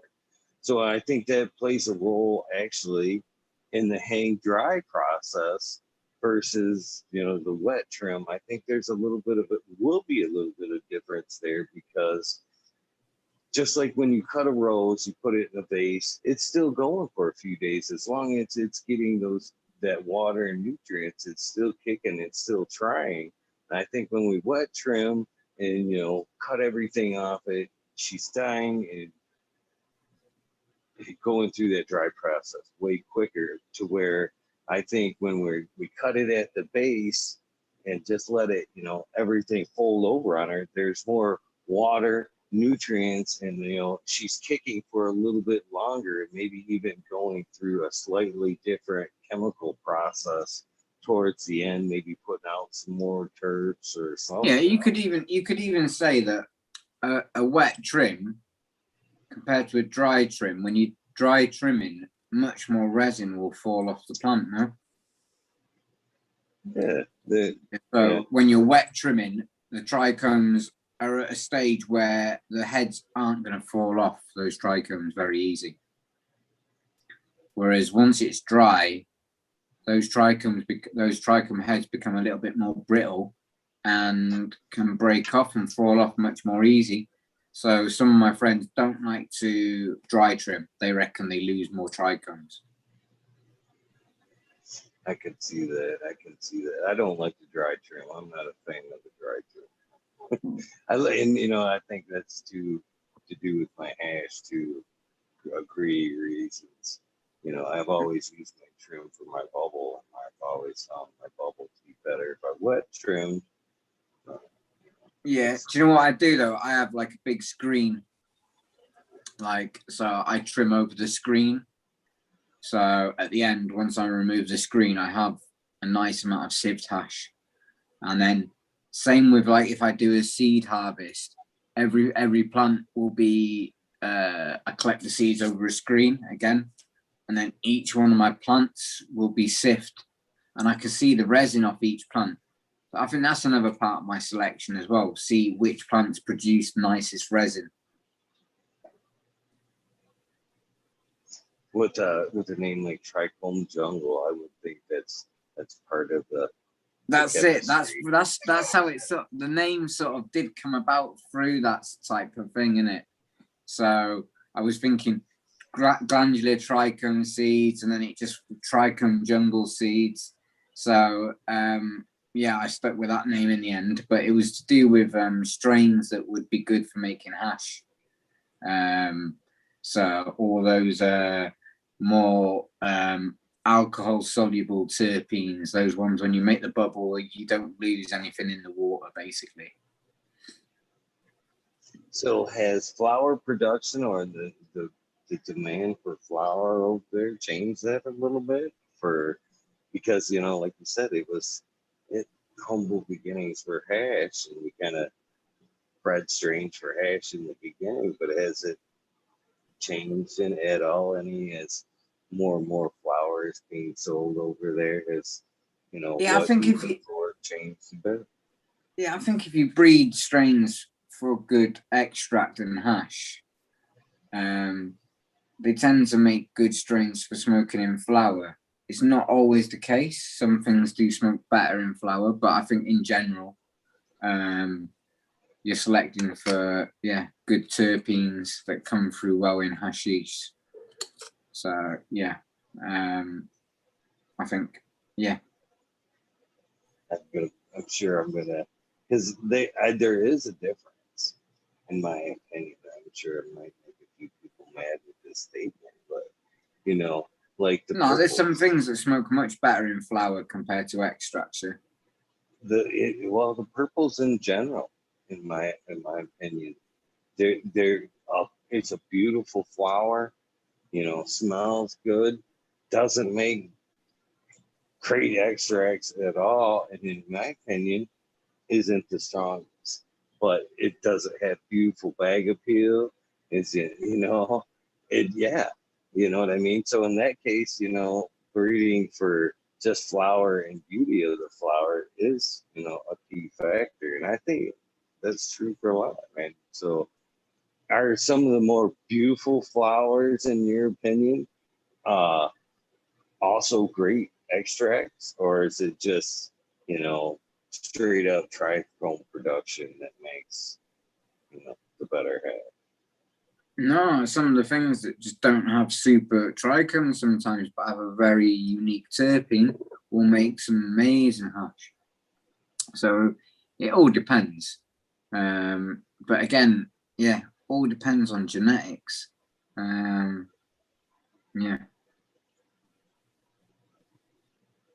So I guess has that ever just coming straight out of into play?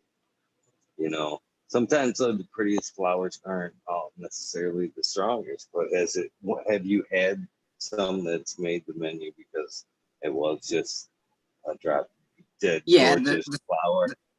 The sour neo, that made it because it was just a special flavor, but for the look of it, it didn't make it. But then the Kaifi had a really special look to it, but some of the females were not the strongest on flavor. So I picked the best one, the one that had the best flavor. but the look of it was absolutely amazing. So yeah, but the Sour Neo, the total opposite. It had a amazing flavor, but just didn't look very good. That was my next question there. Is there ever been some that made the menu that were obviously, yeah, I know this looks like lettuce, but you've got to have this. Trust me, you you got to have this type thing that's made the menu. Yeah, the Sour Neo, and that like that's available. Like there's a few clubs. So in Spain, you have social clubs that you can go to and buy flour, smoke it in the club. So there's places in Tenerife, and they're growing out the Sour Neo, my original one. And they all love it. They absolutely love it. But even though it just doesn't have that look, people still come back and buy it just for the pure flavor and high. It's just so strong and so full of flavor. It's just the perfect plant almost, yeah. If it had the looks, then it would be the perfect plant. Again, I can't help but wonder, do you ever just blend, you know what I mean, in like a cannabis crowd and be past some of your flower and be like, yeah, you gotta try this, and be like, yeah, I've read that. You know what I mean? Just see somebody just giving you shit big ups, and yeah, that's me. Yeah. The Spanibus in Spain is always a good event, but we've missed out on it for 2 years now because of the whole lockdown and coronavirus and whatever other bullshit that's going on. So yeah, no Spanibus, but I definitely advise to check that out. It's a really, really good event. It's absolutely huge. At this point, I would think it's one of the biggest events in cannabis, isn't it? I would think. I think Europe, so. I mean, I've never been, but I wanna. yeah. In Europe, it's probably the biggest in Europe. And it's just the fact that you've got so many clubs in such a small area in Barcelona that you have so many different little events going on after the Spanibus as well. What's one of the more bigger events in USA? I want to say Emerald Cup stands out for me, because it's not as commercial. Of course, you have High Times did lead the way for a while, but as of late, man, because of their corporate stance and the way they're throwing it out, I lost a lot of respect for a lot of the cups. The value of the cup itself, I guess, versus the event itself. I'd still go to their event reluctantly. I would think if there was another one going, I would probably go to the more local event. But if they were the only event going, I would go just because I love the community and I love hanging out with the community flat out. But I've lost a lot of respect for High Times in general, the way they take the directions. So Yeah, at one point, the High Times was a good event. It's still a good event because everybody goes to it. It is a good meeting point to see everybody that you haven't seen for so long. I used to go to like the High Times in Amsterdam, but it lost its how it was at the beginning. It became more of just a money making event, but it was still a good event to go to see everybody and meet up once a year. And that's the way it's been around here the last few years. I don't know why that's changed, to be honest with you. But man, the last few years, it could be just COVID. You know what I mean? Times that's just what's been available, and you're grateful for what's available. But it seems like to me, man, the smaller, more local events have been then the better time, more laid back. You know, you don't feel this rush. To me, you know, I don't need somebody, you know, rushing out, fucking wearing next to nothing. Try my brand, have you tried this? That doesn't make the event for me. I mean, to being able to sit down with some friends and actually pull up some lawn and smoke some cannabis, wander around and talk to some vendors and try their product right then and there. Go sit back down on the blanket with some friends. Hey, just go try back that stuff back there. That's more fun to me than, Yeah. you know, not even being able to talk to the friends I'm bumping into because they've got that, you know, that's, it's fun, but it's not fun. You know what I'm saying? So the local events, the smaller guy events have been a lot more fun for me. So I hope to see more of those this year, to be honest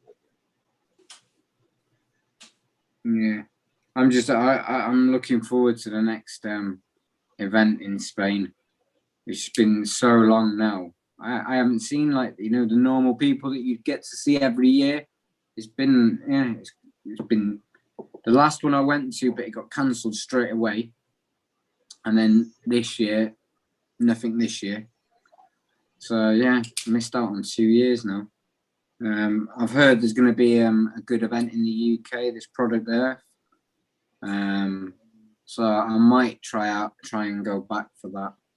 But it will depend, see how things go.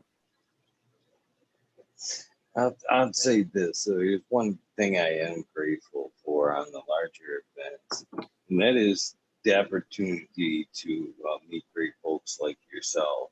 You know, you don't get as much of that at the smaller events. You get to meet some local breeders, but there's only so many, you know, per area that come to them events. To where high times you get to see a lot more breeders, and that's actually when I like to buy. If I'm in out of pocket for some seeds, a lot of times it's at the events. I hate to say that because I like to know the one-on-one, hopefully, with the breeder, the team. Usually it's the team. You know what I mean? A lot of people that know what's going on are passionate about what they're doing. Uh, and that's what I like to see. You know, I go from booth to booth, and, you know, I don't necessarily make my choices unless something stands out right away. I kind of step back and go, okay, I talked to these. That dude right back there was like super stoked about this. You know what I mean? I could see the fire, so I think I'm gonna go back and pick that up.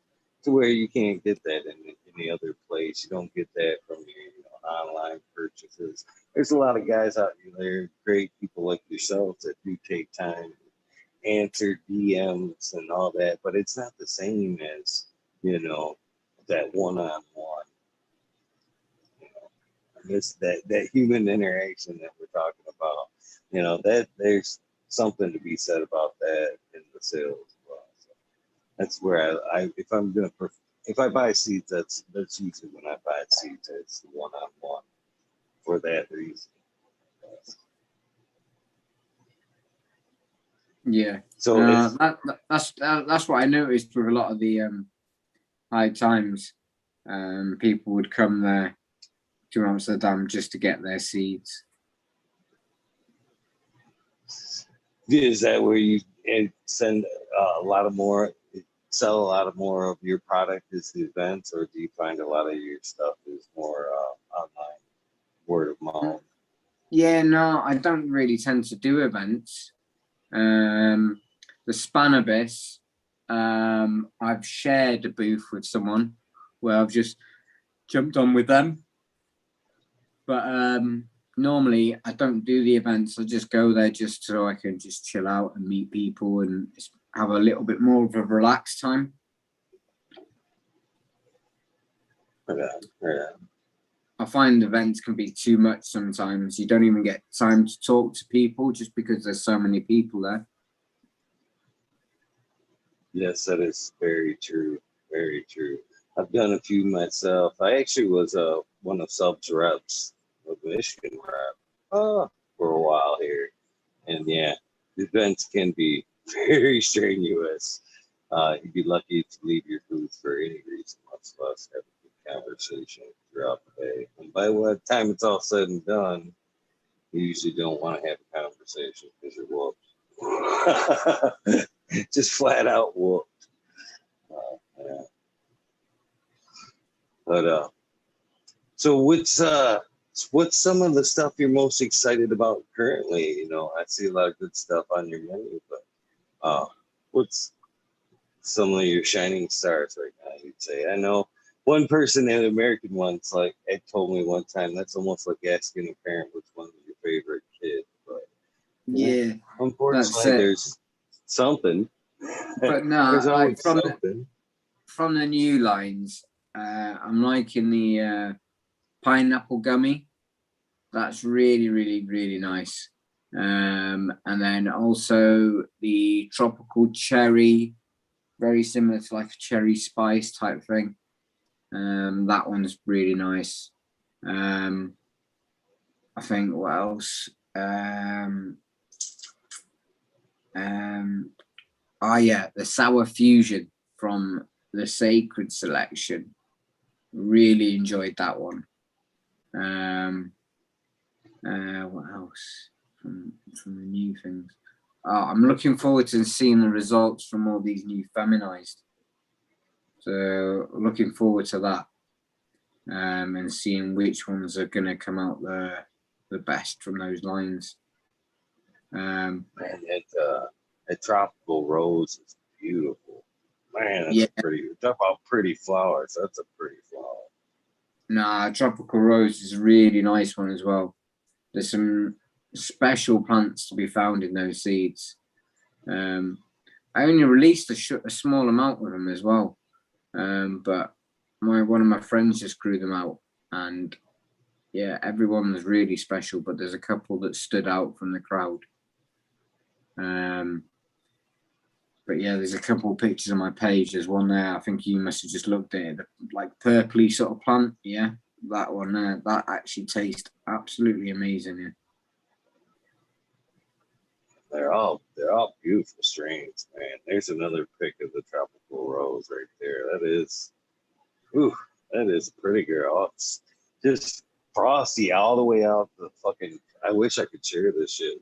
Usually I'm on my computer and I could share, but I'm on my freaking phone at the moment because of the technical difficulties. Man, that's a beautiful flower, brother. Wow. Nice job on all the strains there. That lilt's a pretty gal as well. Oh yeah, there's a clone of it going around the UK at the moment. There's 2 clones, but they're doing the rounds. So there's lots of people growing it out, and lots of nice batch of it available in the UK. So yeah, it's nice to see the UK growing some nice bud and taking it to the next level. The pineapple. I'm also looking now at the pineapple intense. Ooh, that's another pretty flower right there. I don't think Trichome Jungle would be a perfect breeder name coming from that, man. That thing, I don't think you could fit any more sugar on that pineapple intense. Incent, my bad. That pineapple incense. Oof. Yeah, nice work, brother.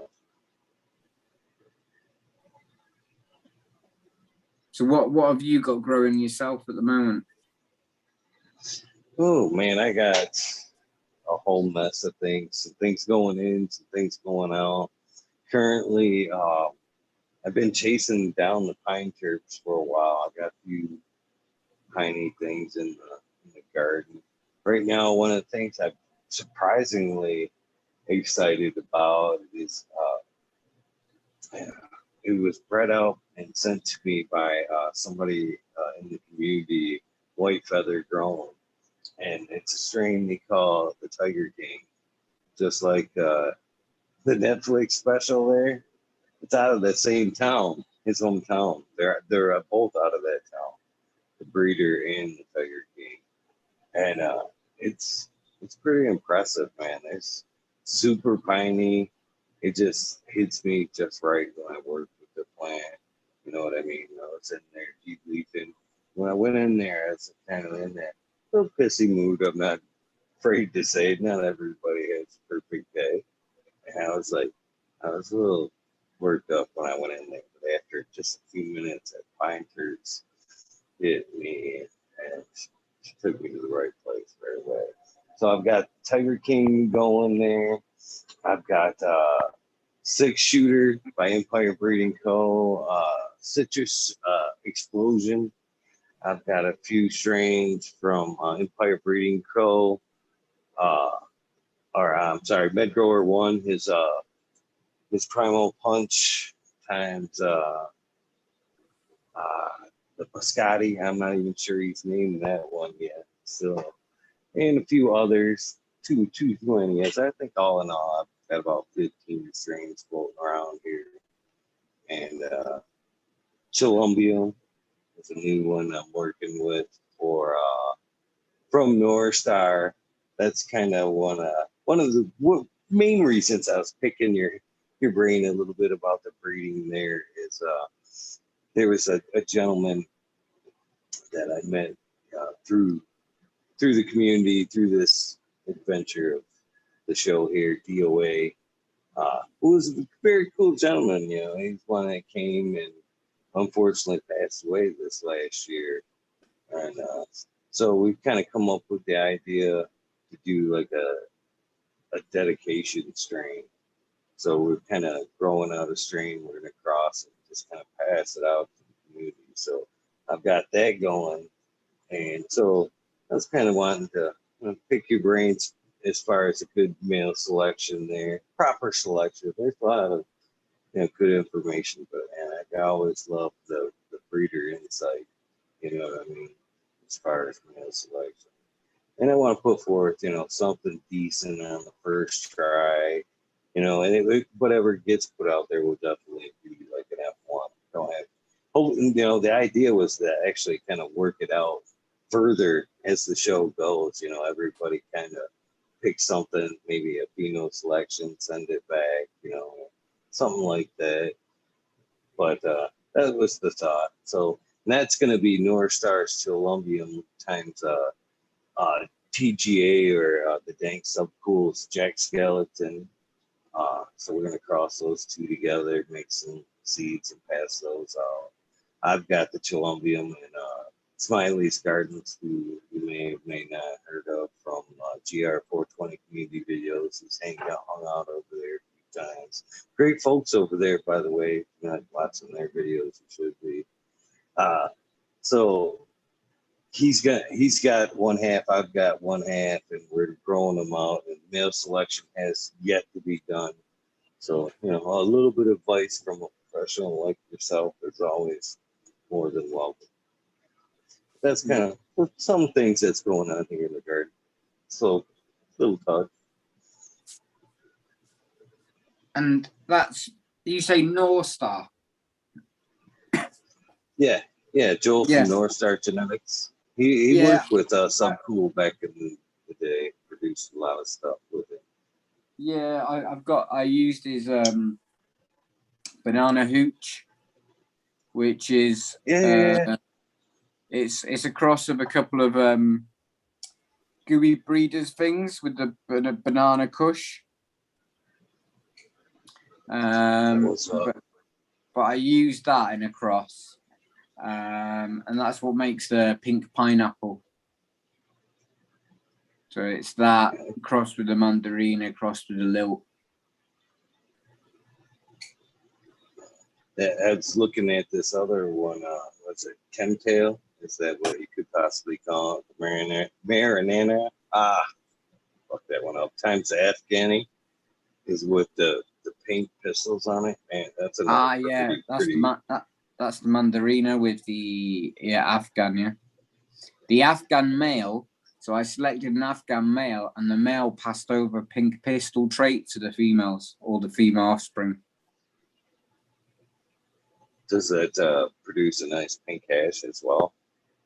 No, it doesn't come through in the hash. The trichomes aren't purple or pink.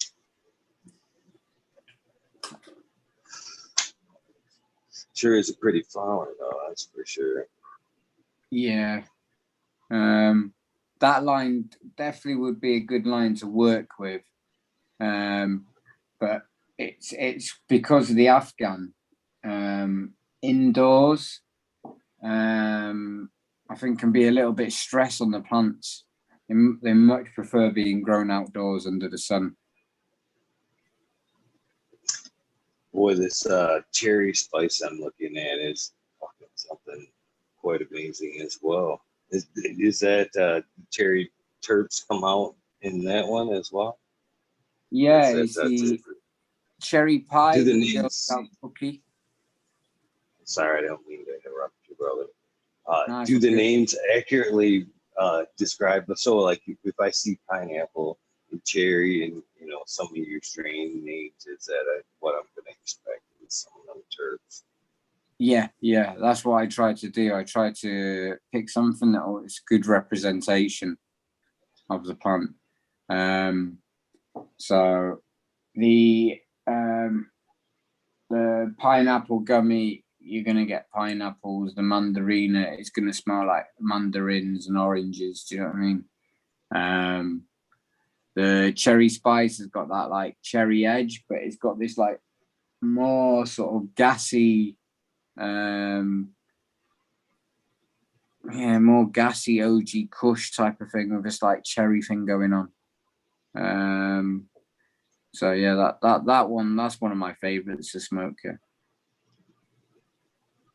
Yes, a bunch of beautiful pictures of that particular strain. I dig the Buddha vibe on the packaging as well. Yeah, that's all done by an artist called Mr. Kobo. But he does some amazing artwork. So he does, all those designs are his. So yeah, he's got an Instagram page, so definitely worth checking out. I super dig the crystal seed containers here. How cool is that shit? Yeah, that's it. I did them like a little sort of limited release, but I did a few different types. I did some clear quartz. I did some amethyst ones, some rose quartz, and then the fluorite ones. I think the fluorite ones came out beautiful. Oh man, that's fucking cool as fuck, to be honest with you. Hopefully you don't mind the swear. Sometimes I could be a tad vulgar, I guess. But man, I've got a thing for crystals, and I actually have never seen something like that. I think that is some like super cool shit.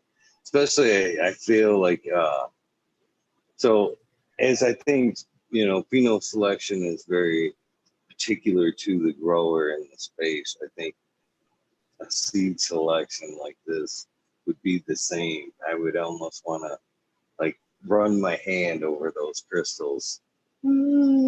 It's that one. I think the stones have energy just like everything else does, and I think it would be a great vibe to pick something up and feel its energy. I think it just would add to the whole experience, that the growing experience. I'm kind of corny like that, so or hippie, because we've talked a little bit lately about adding, crystals to the soils and frequency and all that other good shit. But I think that's a cool tie-in right there. Super cool tie-in. I'd pay extra for something like that just because I dig crystals. I dig it. I super dig it. I hope to do it again. Yeah. Because it was for the sacred selection, and like I was just sat there and I had a piece of quartz, and I just decided, right, I'm gonna drill one end of it, and just started drilling it. And then I was sat there, and there was just like a piece of cork that I had from my normal packaging on the side, and I put the cork in it, and I was just like looking at it, and I was like, that would be perfect for seeds. So the first prototype that I made myself, and then from that I showed someone a design and got a load made up, basically. But yeah, they come out beautiful. I really like the rainbow fluorite. I think they came out the nicest. little bit longer. But yeah, it's something that someone's going to keep after they take the seeds out, definitely. Yeah, that's awesome. That's something I hope that we do more of. Super cool.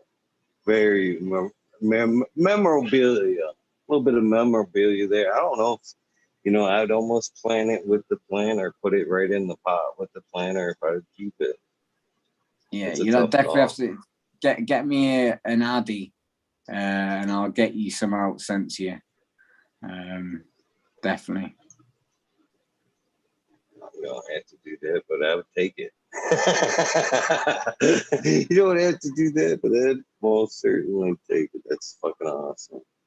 Man, yeah, you definitely have some amazing work here, man. I highly suggest, if you haven't looked down their page, you need to get over there and check that out. And it's awesome work, man. Awesome work. I'm genuinely impressed. So, I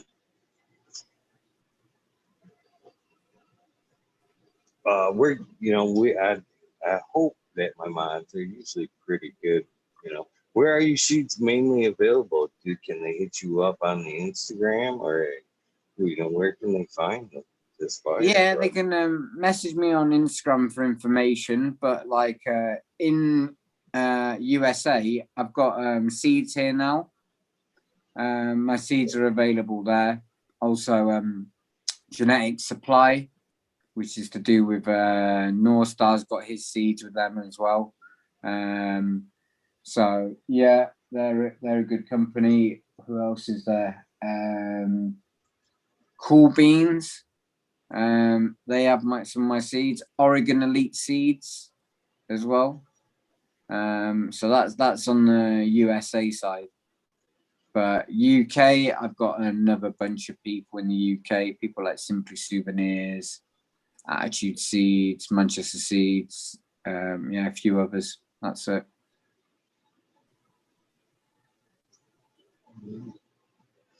So, what does the current growth setup look like? I mean, we've heard a little bit about the humble beginnings, but what's things looking like nowadays? Yeah, I'm using a super soil as my main mix, feeding just waters and teas. For lighting, I'm using sunlight LEDs, and I've also just got some Lux Lights LEDs.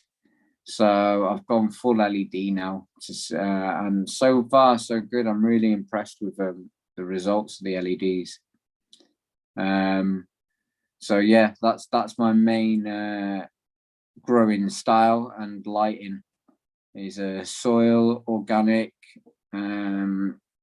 teas, and LED lighting at the moment. Yeah. You just kind of hit another segment of good questions there with the LEDs. I mean, so how great of an impact have you seen with the LEDs in the gardens, both as far as seed production and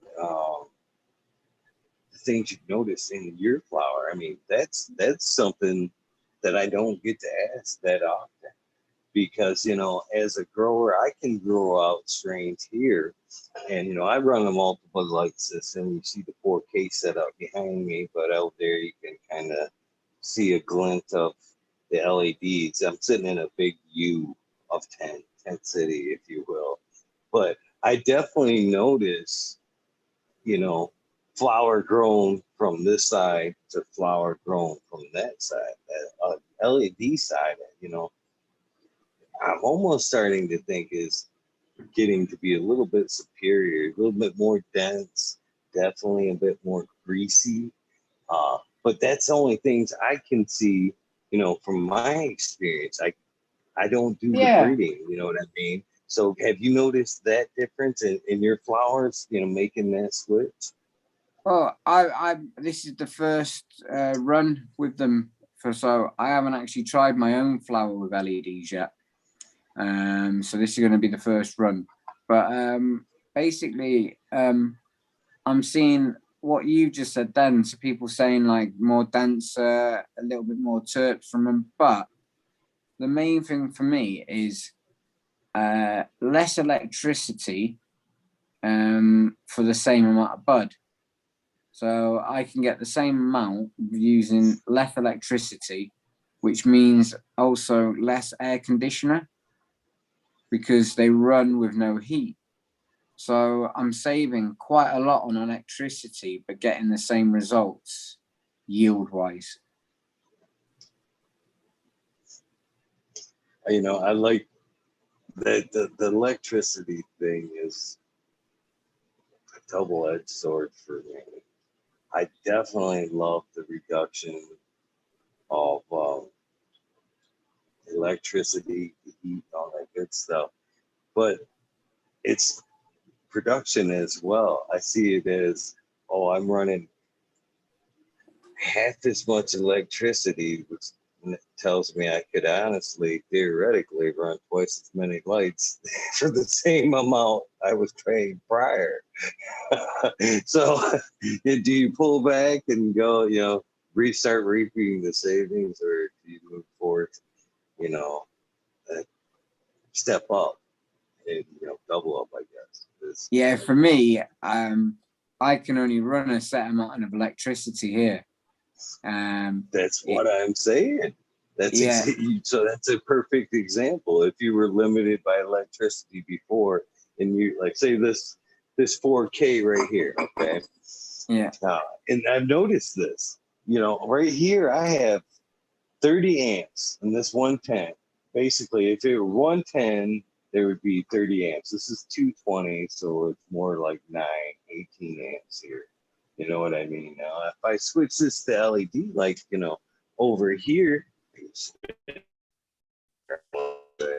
LEDs over there. That's 4 by 810 is now, you know, 6 amps. So theoretically, I mean, if you had space for numbers and all of that, you could, with the same amount of electricity, you could run double the tents with the LEDs with the same amount of electricity. Or do you, like I say, just be happy for the savings that you're putting back into your wallet? So that's what I mean. It's the double-edged sword. Do you reap the savings, or do you go, aha, I've got that extra power, I could step up a little bit? No, definitely. There's lots of options using them then, isn't there? Yeah. Oh, yeah. And, you know, so I guess that kind of foils my next question, though, because I was going to ask you if you had noticed any difference in the quality of seed being produced under the LED versus the HPS or the older style lights. Yeah. Well, same again. I've been HPS up until now, so but soon I'll be able to find out if there's a difference in the seeds, the amount of seeds that the plants produce or anything like this. It'd be interesting to see. I believe you just opened us up for a part 2 later on, because I'm super stoked to hear what your findings will be in like 6 months.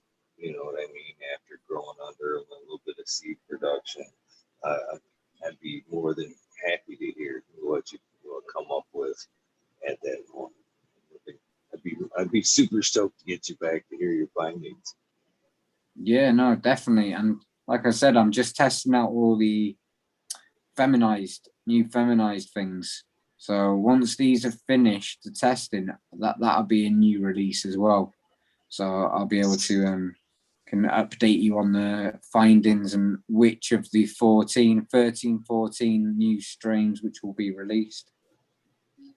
So I'm curious to know a little bit about that as well, as starting the fem lines. Is that do you find that to be a great way to like reintroduce strains that may, you know, some of the older stuff that you may be excited about, or something that, you know, people may, because that's the way, unfortunately, shit works, man. I hate hype, to be honest with you. And hype unfortunately, there's, people chase hype, and the chasing hype things get forgot about. So do you see, you know, dropping fem lines a way to kind of, hey, remember this fire strain now in fem?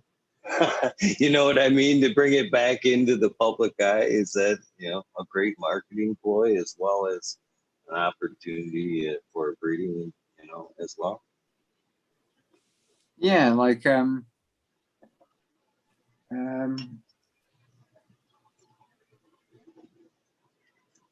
so what was the last bit of that question then? It's a great way to, make things easier for the gardener, but is it a good marketing ploy, to put them out as fems, or is it just Yeah, a no, win-win? like I think with feminized seeds, they've always got a place in the market because not everybody has the opportunity to have a veg room even to grow plants out and take clones, or veg up a set amount of plants to get rid of. People are stuck with maybe a small room, or a tent where they can only put maybe 4 plants in there, so they need those plants to be feminized. So I think that way of things, there's always a place for feminized, and that's the reason I've started to make more feminized, because it opens up a new market, because there's only set people that will buy regular seeds, and then that way I get more people growing my genetics, and that's why I've made the lines that I've just made in regular. I've just made the exact same lines in feminized, which is what I'm testing now. So people can pick and choose: do they want to grow the regular seeds, or do they want to grow the feminized? And the price reflects that as well. So I'll do 12 seeds in a regular pack, or 5 to 6 seeds in a feminized pack. So that's pretty awesome. I don't mean to like jump around on subjects here, but unfortunately, as we talk, I'm coming down your awesome page, as you probably already picked up. Man, so is, actually like vegetable seed ever gonna come into Trichome jungle seed thing? Would that ever be like a side adventure, producing, pumpkin seeds and all that other good shit as well? I hope. Yeah. Maybe when I start doing more seed saving and stuff like that, I might do little free seeds of some sort of different variety of vegetable with my normal seeds. But yeah, it'd be something I'd like to do in the future. Maybe a web page to have all sorts of different seeds available. Man, I just listened to an amazing book, The Triumph of Seeds. I'm drawing a blank on the author right now, but I'm sure you can find the book. Great book, man. I never realized how much was the value of seeds, to be honest with you. Back in the day, man, that used to be, seeds were more valuable at one point than gold and everything else. People traveled the seeds in search of, new things, and they came back in seed form. And a lot of times, certain seeds, limited seeds, were more valuable than a lot of stuff. And medicines are made from seeds. I never realized how many 5% of medicines today, 5 to 10% of medicines today are actually produced from chemicals that come from seeds and stuff like that. And again, with, so many companies like that produce, GMO seeds today, Monsanto and shit like that. I'd love to see more guys like yourself putting, heirloom type seeds back onto the market that are more quality and stuff like that. So that's why when I seen that, I was like, man, that's pretty fucking cool. Right? or at least show people on how to, make sustainability themselves, like you obviously are doing here. That's pretty cool, bro. Again, tip of the hat to you for that. So do you grow from Great seed book, by the yourself a way. lot? Oh yeah. I've been my story. I grow for a lot of stuff from seed. I used to be a tester for the sub pool, and a lot of breeders. Up to this day, I've been laying off a little bit because I've just been so busy with this adventure. I've been lazying out with posts and stuff like that. I laid back on post too, which affected my testing because this every day, keeping everybody. I got everybody in my garden every day, so it kind of freaks me out to keep things too current. I don't know if that makes any sense or not. So I laid back on the post, but yeah, man, I've been popping seeds for a very long time, man. I think I'm close to popping like right around the 300 strain mark, something in that ballpark. And do you I grow love that. do you grow The regulars figure, I and love. feminized? Yes, I do. I've never really ventured down the auto trail yet. I've never been to seen anything too impressive there. Although as of late, man, meet this adventure, meeting more people around the world and seeing how they use autos. But yeah, I do. I use thumbs. Thumbs are perfect, man. I was talking to a gentleman last night about him starting off late in the season, and that's what he had available to him. You're starting plants right now. You don't have necessarily time if you're going to put them outdoors to pheno hunt or sex, I should say. I stumbled on words there. You don't have time to sex. So, if you've got 5, 10 females, man, it's nice to have that guarantee, if that's what you need to do. And that's how a lot of times I use the femmes. I prefer, the pheno selection of the regular seeds, but you know, I'm limited. I'm unfortunately limited by numbers here, and numbers play a big part of the way things go. I'm constantly monitoring my numbers. So if I get that whack-a-mole spot to where like I've got like a two plant opening, and I'm looking to bring something in, boy, are them femmes nice to slide in something new.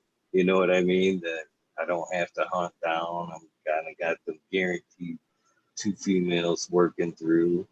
Who wants to take a chance on 2 regular seeds at that point? You know what I mean? That's where the femmes fall at. They're nice for that. So a little bit of both. A little bit of both. If I were gonna order, I'd probably, preferably order regular form. But again, it's nice to have femmes. So it's tough. I run both. There's a need for both. I don't if that answers your question or if it doesn't. So yeah, I run both. I guess that's a better answer. No, that's it. I'm the same. I don't what do you call it? I won't run something just because it's feminized seeds. I treat them both as equals. Do you know what I mean? A lot of the good clones, the elite clones, came from feminized seeds anyway. So, But with that being said, though, I mean, we're looking cannabis. We've never stood on this precipice of cannabis. You know what I mean? Things are changing by the day. More and more, hopefully, people are taking at growing, and I'd hate to see some people discouraged, from the sexing part of cannabis. There's a lot of people, you know, that would rather start out with that guarantee, and if that's what takes them to get growing, then yay femme. Yay femmes, you know what I mean? But, with that being said, I'd rather see, I'm one of the people that like to learn lessons. I like to stumble and fall. You know what I mean? And stumble and fall on is regular seeds. If you're going to start a long journey in cannabis, you might as well start learning lessons from the beginning and why not start with regular seeds. bump your head, learn the process right from the beginning and get nothing but better at that. But, you know, that's just me. Some people, if I were just starting out today, things may be different. I wouldn't go down the auto path though. I see that a lot today too, man. A lot of new growers trying to just go down that path. I don't know if I'd start there. It's do you know what? The autos are quite popular here in Spain because people can get an early outdoor harvest using them. But I remember like the autos when they first came out, they just weren't very good at all. But I am actually seeing some nice looking things coming from the autos nowadays. I've even popped a couple of autos outside this year, which is something I've never grown before. So it'll be interesting to see what they come out smelling like. See, and that's where I'd be tore on where to use it. You know, and before I thought, you know, that'd be nice to, you know, fill in the areas back here in between plants, throw one in here. No, I don't think they've really got a place indoors unless you were to put a couple in your veg room. Yeah. So you can get some flower out of your veg room then. Because I've seen some beautiful, anything that I've been impressed with, I've seen outdoors. Where all those outdoors, I went, wow, them things got 6 or 7 feet. You know what I mean? I was impressed with, you know, outdoor numbers, like you said, but I've never seen anything indoors. I've been like, oh yeah, that's impressive. You know, that's the thing too. Is, you know, you can't clone it. You know, and that's my opinion. You know, you can't clone it. You're starting. It's money every time. I like to be able to clone. You know, we put a lot of work into pheno hunting, and you know, it can be a medicine. It's recreational, but it can be medicine too. And they all affect each person differently, and the chemical makeup is different from area to area. And, you know, your environment, where it's grown, the way it hits you, all are different. So if you find that one that is truly medicine for you, you know, that's that chance of keeping that one, cloning it forever, and keeping it as medicine for you for as long as you need it. That's awesome. And, you know, I don't think we'll ever get to that with the autos. I mean, that's not even I don't think a possibility. And even if it's a possibility, you're still taxing yourself forever. You know what I mean? You're still paying forever for the being when, you know, femmes or a regular plant, you can sustain yourself for a lifetime as long as you learn a decent quality. No, that's it. That's it.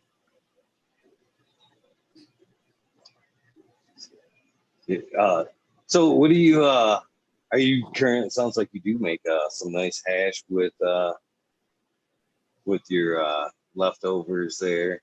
So I guess this is another question too. I'd like to ask you about hash and your experience.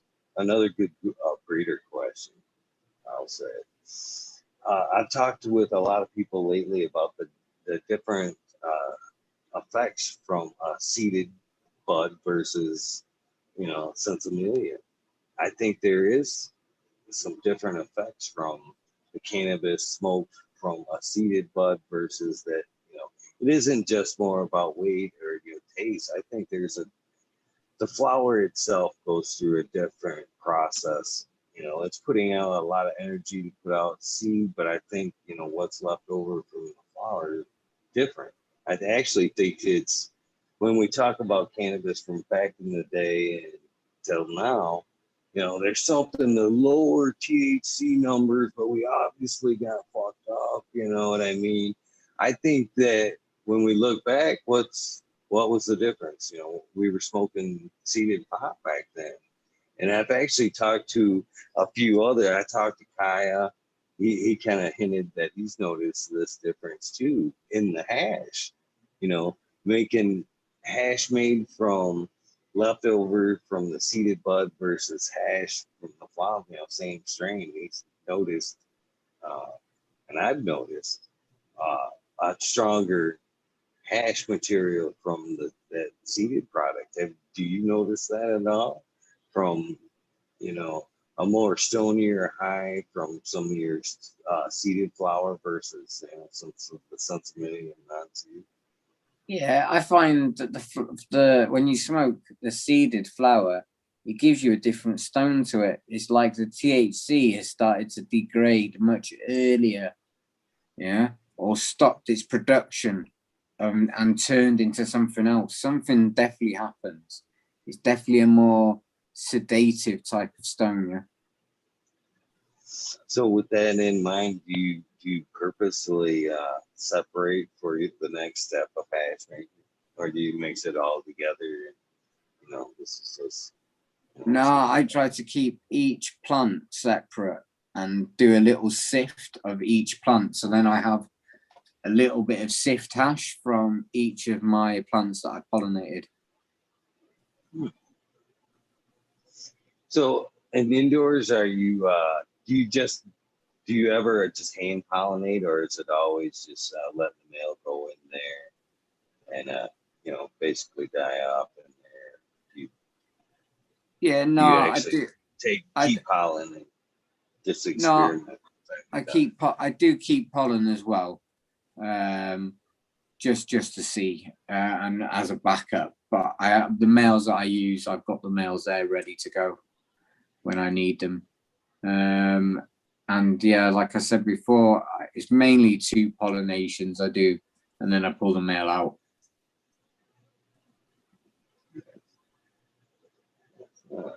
So do you obviously keep the pollen for a good backup? Is that possibly how I've heard you talk about bringing back some strains? Is that the proper way you bring back some of them strains? Is some possibly store pollen from back then? Yeah. Or No, I've got no pollen stored from my older stuff. I think the oldest pollen that I've got in there is probably about a year old, year and a half. So yeah, I don't like to keep pollen for too long in the freezer anyway.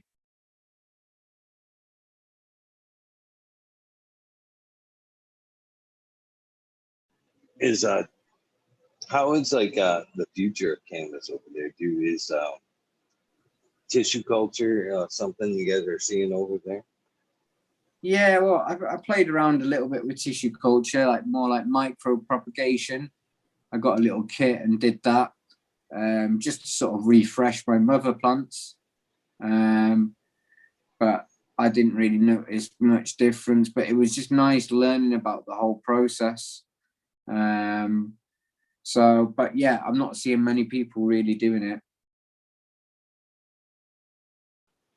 I'm excited for it in certain aspects. As far as the preservation of strains, I'm super stoked about it for you guys as breeders because of I just think there's so much shit in the market anymore. So many people that have back crossed strains to bring them back, or they back cross them for their own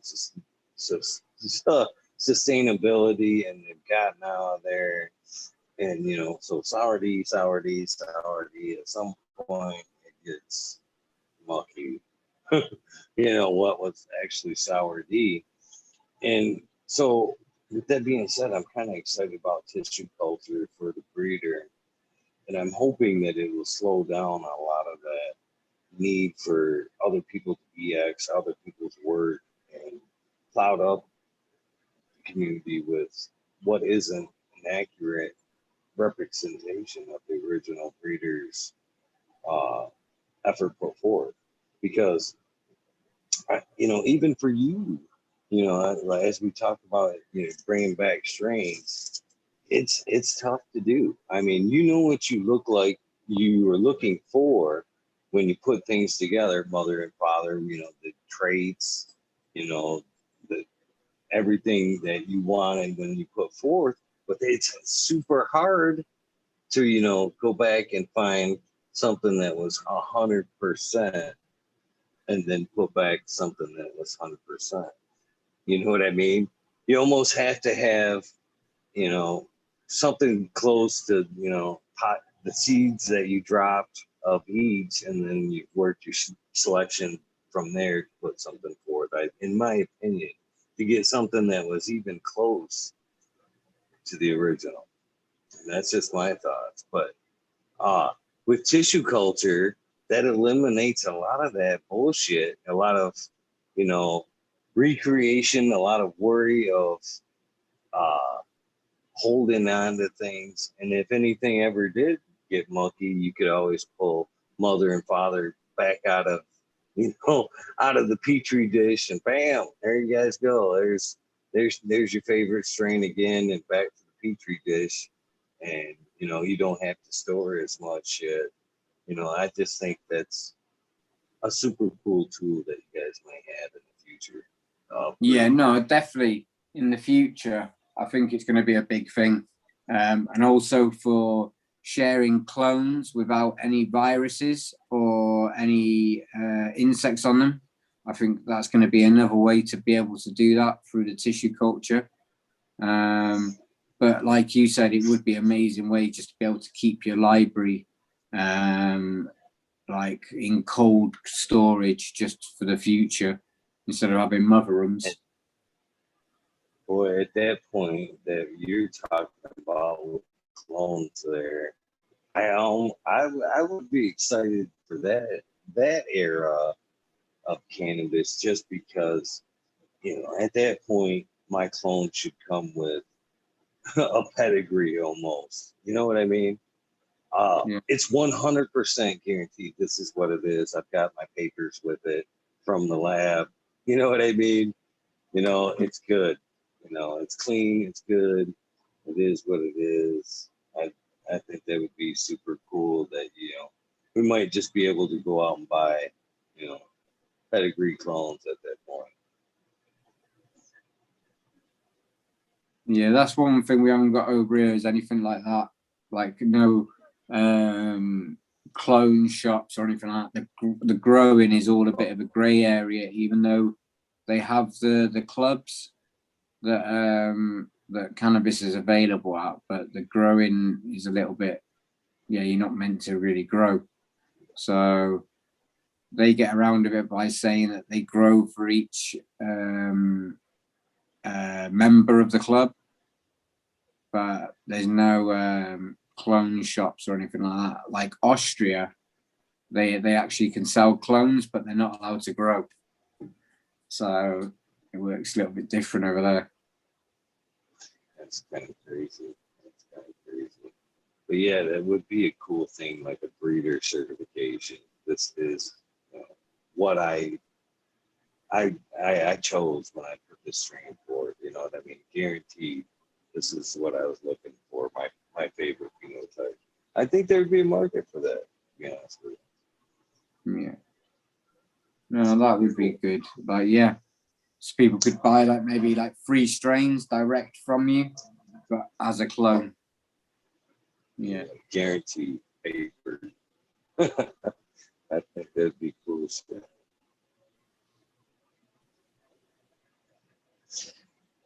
So is there some other than the new strains out on the market that you have on your Instagram? There's some new releases that they should be keeping their eye out for, or some limited? Is the limited market something you work as well?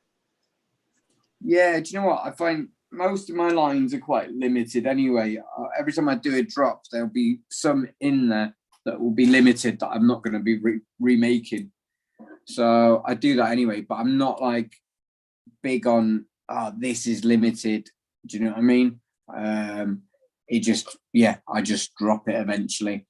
But I think things to watch out for are all my new feminized things that will be coming out soon. And the new lilt and the new cherry spice. I think people are already waiting for them anyway. But just keep an eye out for all the sacred selections in the feminized lines.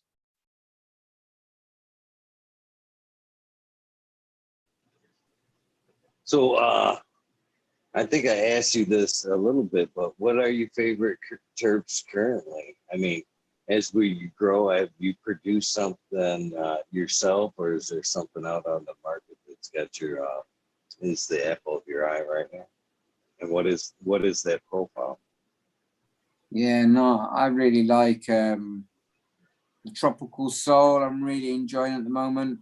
But like my personal favorite flavors are the cherry spice, the Shiva stash, the 100-hand slap. The 100-hand slap is super special. It's like a gassy rose water.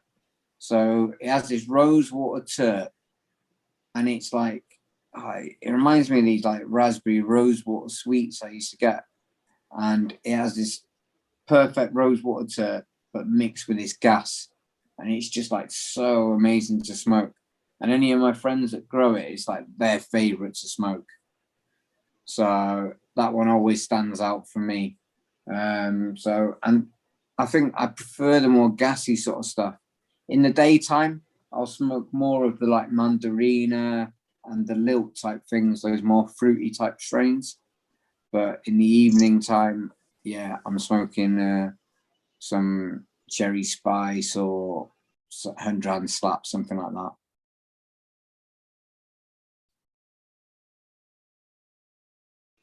Do you grow outside at all yourself? No, unfortunately not. I've been stuck indoors for many years. I've tried a couple of times, like just a quick, more or less anything I put outdoors has been an effort to save something or re-veg something that I didn't have room for. Because, like I said, numbers count here. You know what I mean? I'm very limited. So sometimes I've been guilty of, you know, something that I didn't take a clone of. So but I still want, but I don't necessarily want to keep in my count per se, have been mysteriously dropped off outside and naturally re-vegged out there for somebody to come back and take cuts off at a later date. But not necessarily, you know, growing all the way through to flower. Does that make any sense? But yeah, that's as far as the outdoor experience goes.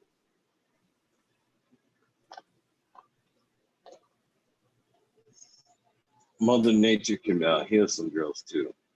Quick throw outside for a minute can revive some the health, overall plant health as well. But again, not though all the way through the flower. No, that's it. It's getting to that time of year now where growing season will be in full swing. I'm just planting out loads of vegetables and things like that at the moment.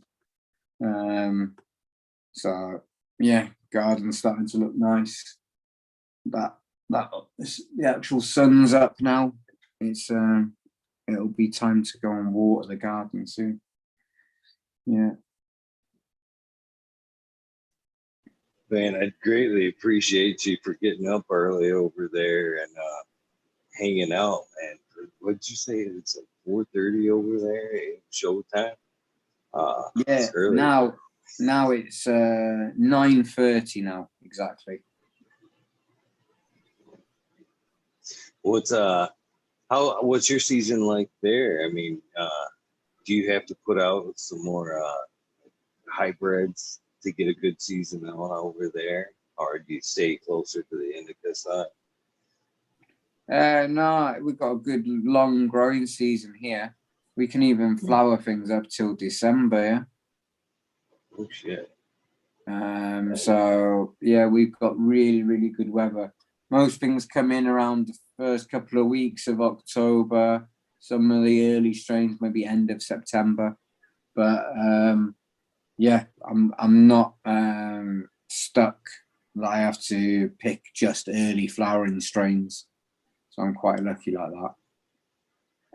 Super lucky like that. Do you take advantage of that outdoor and take a lot of sativas out there? Yeah, and I'll even put some things out later on in the year. So you can put things that you've been maybe vegging inside and then put them out late in the year, and they'll carry on. They'll flip into flower, and yeah, so I tend to have something going right up until the end. That's it. This year I might start some of the Milana Indian seeds that I brought back from India. Last year I grew a few of them, and they were the last things that I harvested. So maybe pop a few more of them this year, see what flavors come out of them.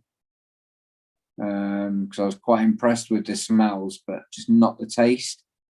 It really just didn't come through to the final smoke. But it had the actual terpene profile there. It was almost like a lemony, bubble gummy type thing. It was really nice.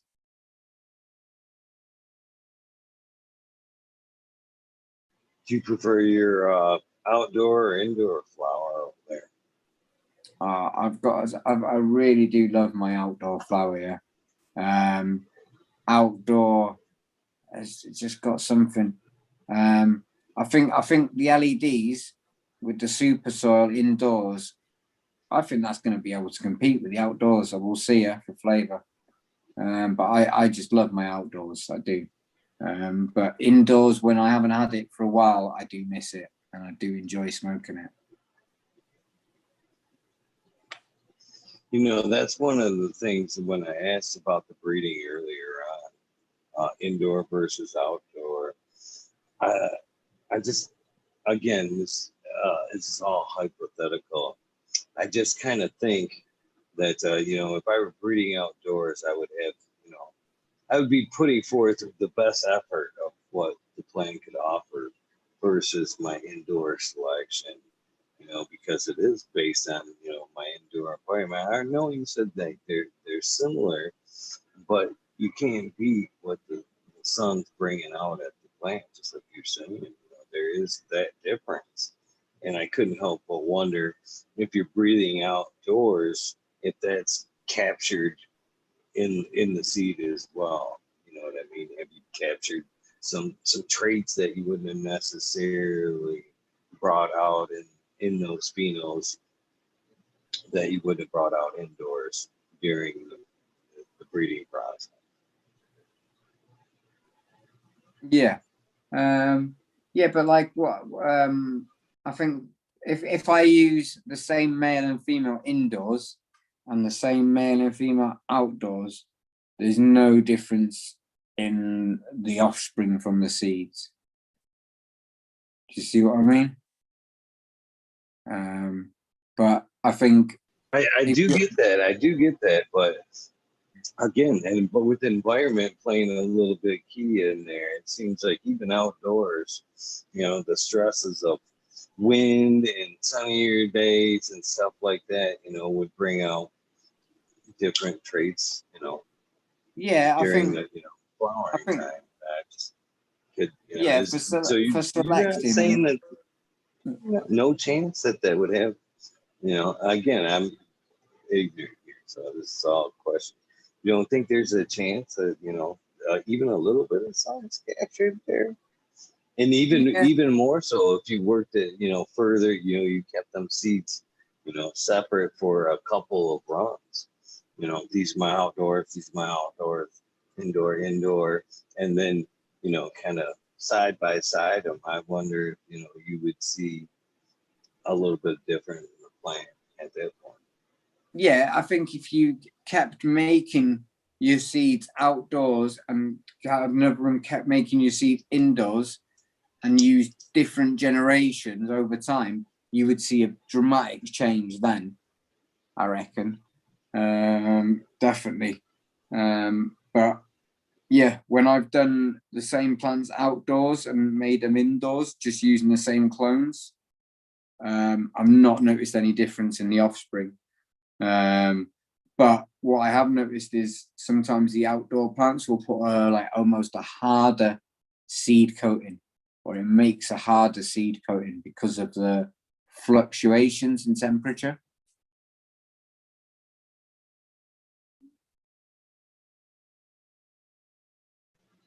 I could see that. So I'm curious to know this as well. Have you found a better female to male ratio indoor versus outdoor?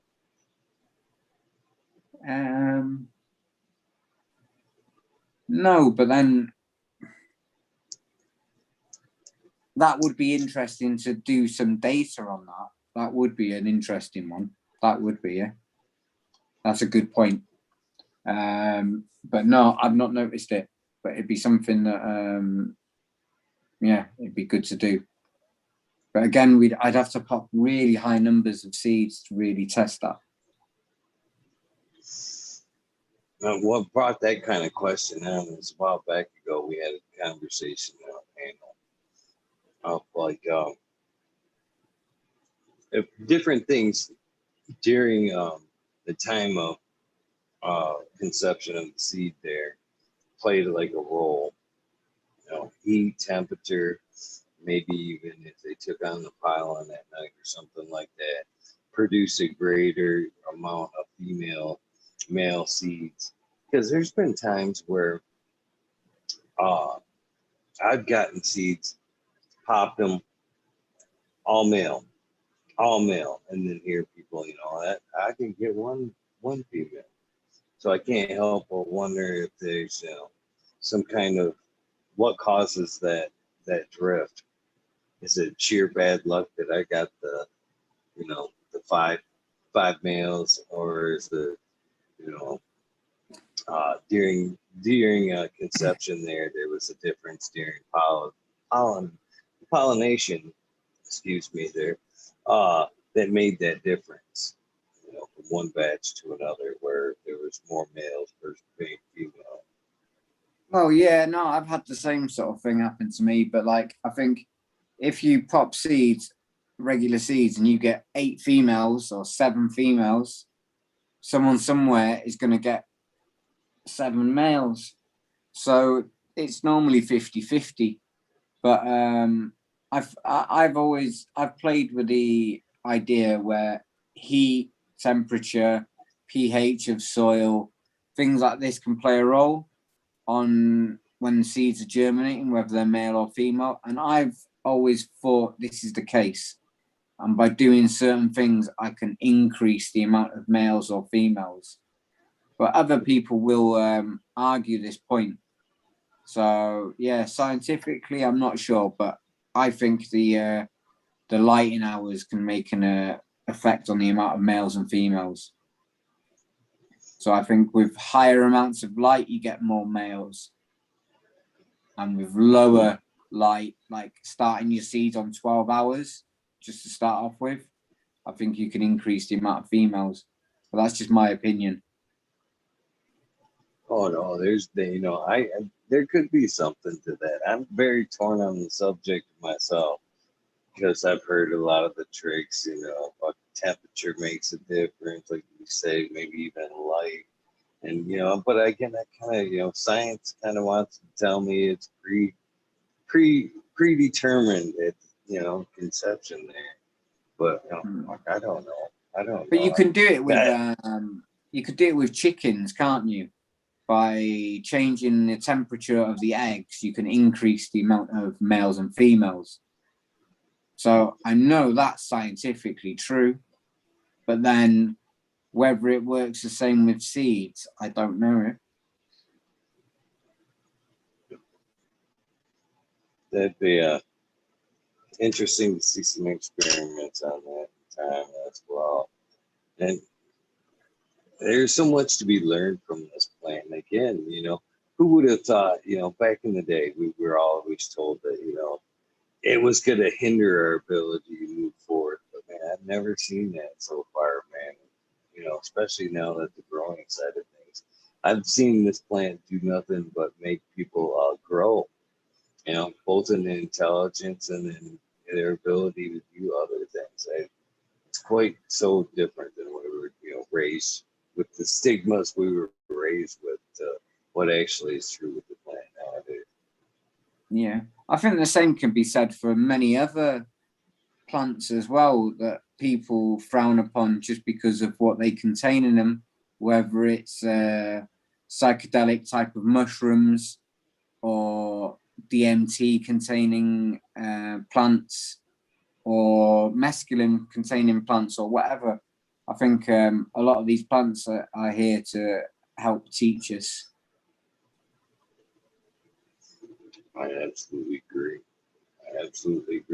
And it's nice to know that, nice to see that we're getting back to that type of remedy for ourselves, and we're becoming more and more open to plant-based medicine. I think that's where we kind of went wrong. We've been feeding ourselves with poisons for trying to cure ourselves rather than poisons for way too long. Obviously, it's not working. Yeah, that's the problem. There's just so many things that are in our lives that are just full of toxic stuff, isn't it? This is what we they ban plants and make these plants illegal, but plastic and pesticides is no problem. Yeah. It just seems wrong to be making medicines like that. Same stuff that are petrol-based. Aren't the same stuff that we're running our cars on and whatnot that we know is bad for us. It just seems wrong. Wrong. And or the same companies making drugs that used to make pesticides. Interesting enough is it's the same nasty shit that they pawn off as nutrients for us to grow with today. To be honest with you, it's a lot of waste. They tricked us into buying, their nuclear or wartime supplies.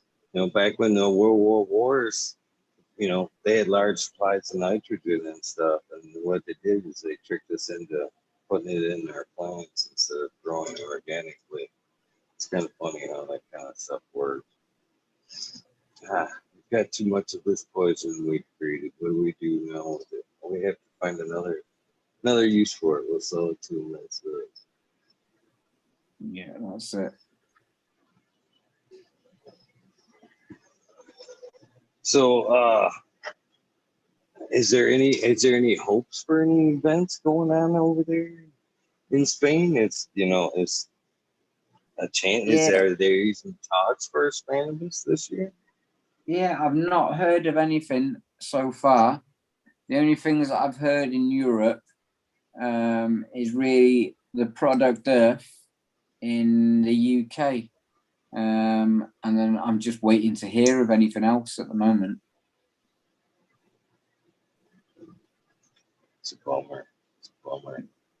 Yeah, and I like even the Product Earth. I can imagine a lot of people are going to turn up. It'll be a good event.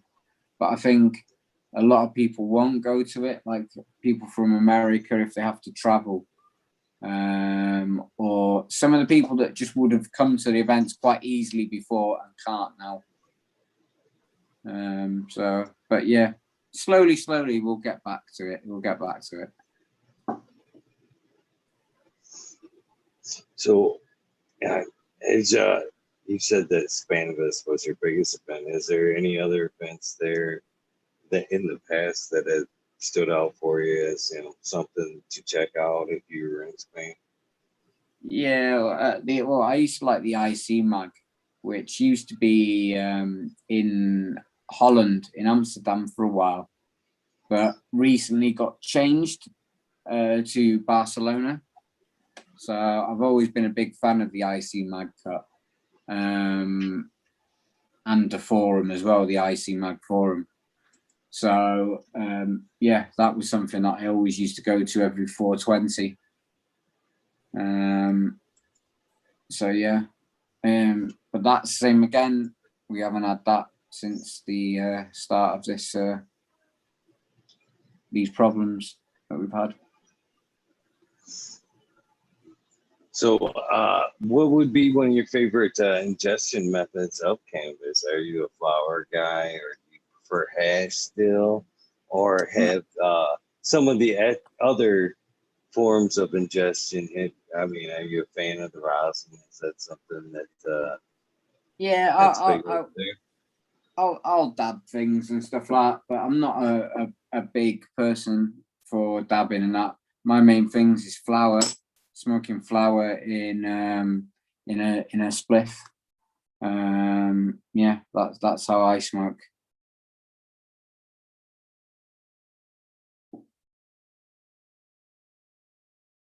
No edibles. I'll have edibles sometimes, but yeah, not big on edibles either. But I'll try and get a little bit of cannabis into my system every so often. Yeah.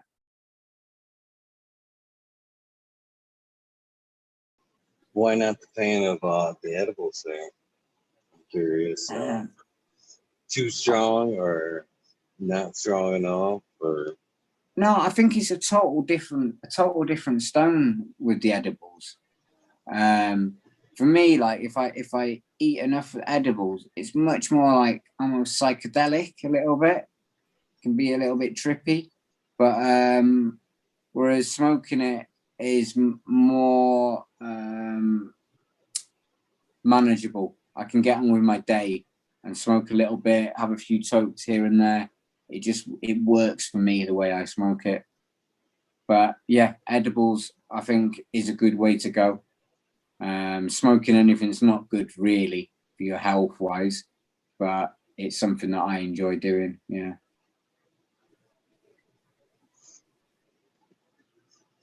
yeah, I enjoy the edibles myself. I just I've had a couple of really psychedelic moments with edibles, but that I found enjoyable. But I don't suggest. But for me, it's not necessarily the high I'm looking for. It's more of a phase I need to get past to get to like the vitamin kind of phase of the edible. Yeah, I don't know if that makes any sense. For me, this is how edibles work. Day one, nice fucking, I could put together a nice buzz with edibles if I want to. Day two, kind of that laid back couch lock. I definitely eat another edible day two, but it's not going to be day one kind of buzz, but more relaxed, kind of hang out around the house, watch a little TV. Day three on the edibles is more like I've developed a little bit of a tolerance, and now it's more of a more of an all-out well-being.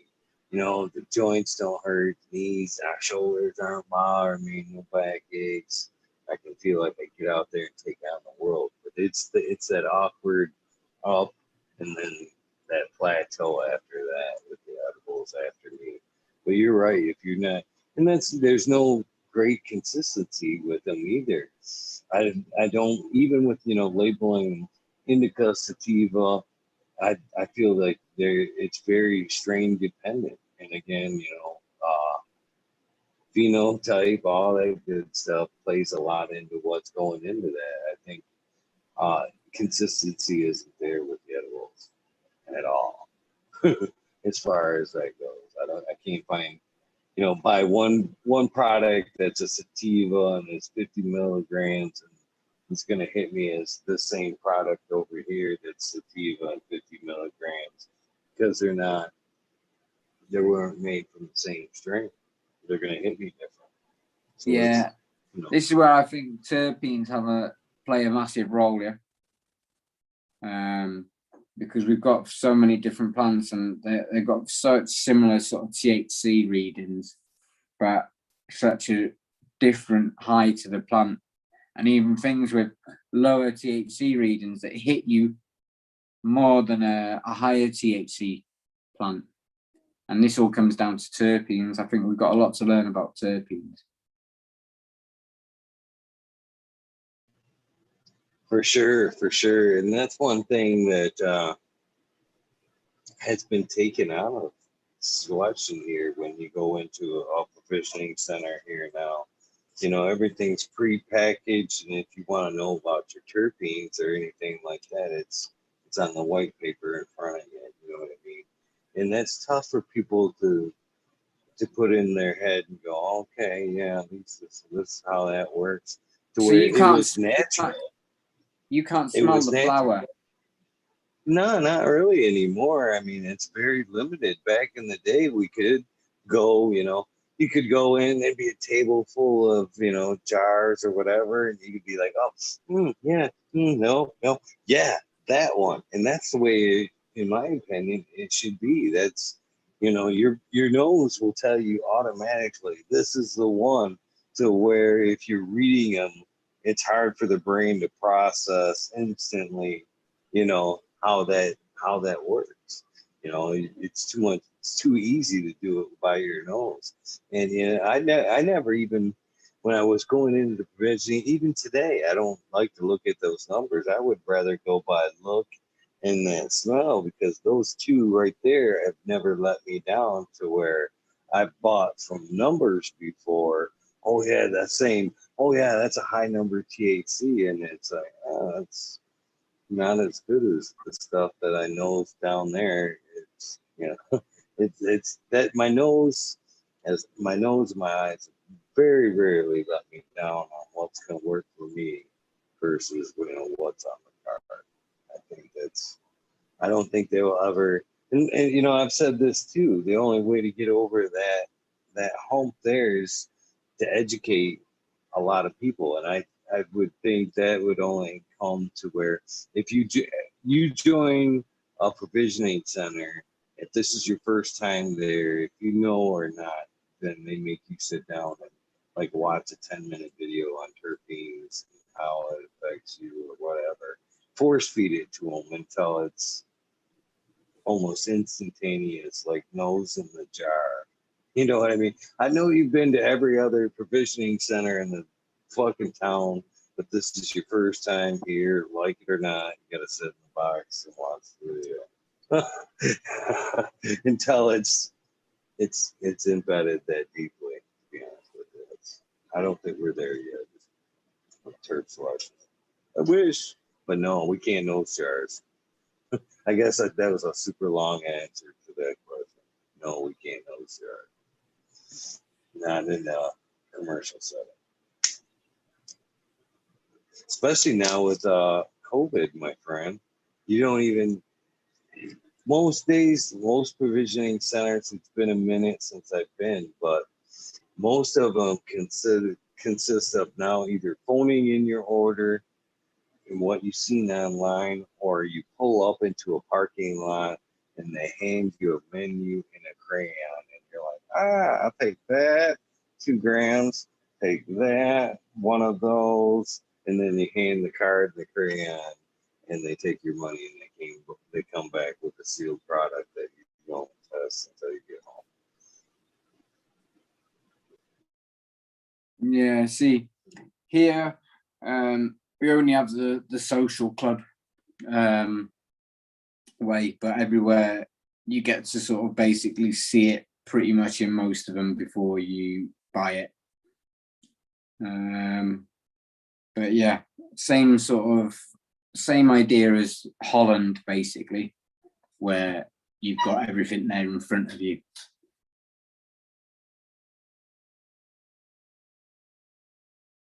I'm still really hoping that the grow aspect of it, and that's why I want more and more people to drop seeds so we can keep the fight going. I think the provisioning centers and all that would be fine and great for the people that don't want to grow, the people that can't grow, maybe for medical conditions or whatever. But it just be there so just in case. But I would much rather see people growing their own stuff. These are for, like I said, reasons for people that just don't want to grow, can't grow, whatever. But I think if it comes down to that, where they take away our home grow and they provided us with nothing but provisioning centers. I think, what's available to us at that point will be big corporations. It ain't gonna be the hundreds of strains that we're used to, that we've been spoiled with. Big money's gonna only limit that down to a few. So I think it's gonna be the home growers, the caregivers that keep, the really good cannabis alive.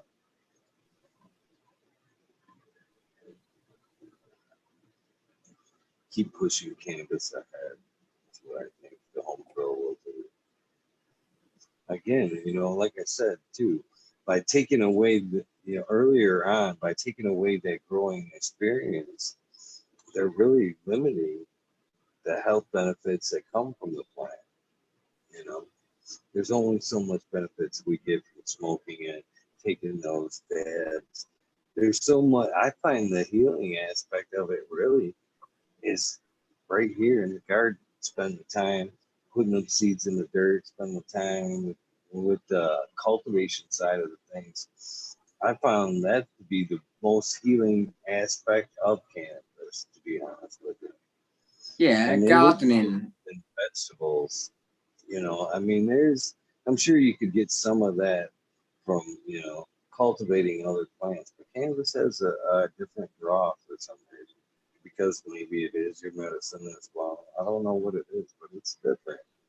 Yeah, I think just gardening in general is just very like therapeutic and just beneficial for your health in that way.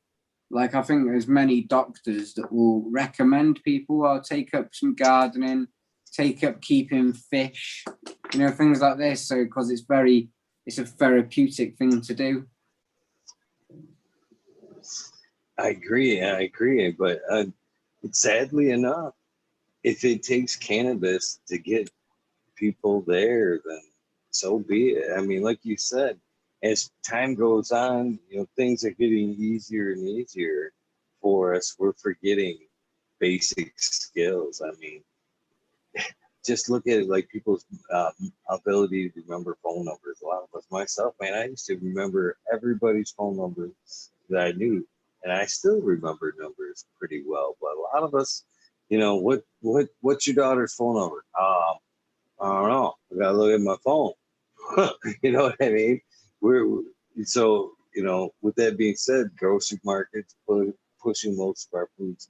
A lot of us have lost our interest or ability to grow things. And if it takes cannabis as a medicine or recreation to get the interest back into cultivation in general for people, so be it. So be it. Because as I know and just opening that door, as you stated earlier, can open you up to so many new subjects. I mean, cannabis growing, and then you open that door to organics, and then it's funny how I've seen people work backwards with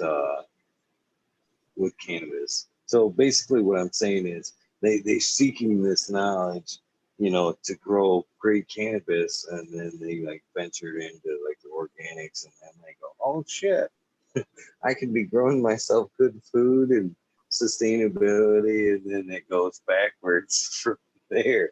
They start taking care of themselves last. Like, it's one of the things they could have been doing first. I don't know. It's weird, but and it does.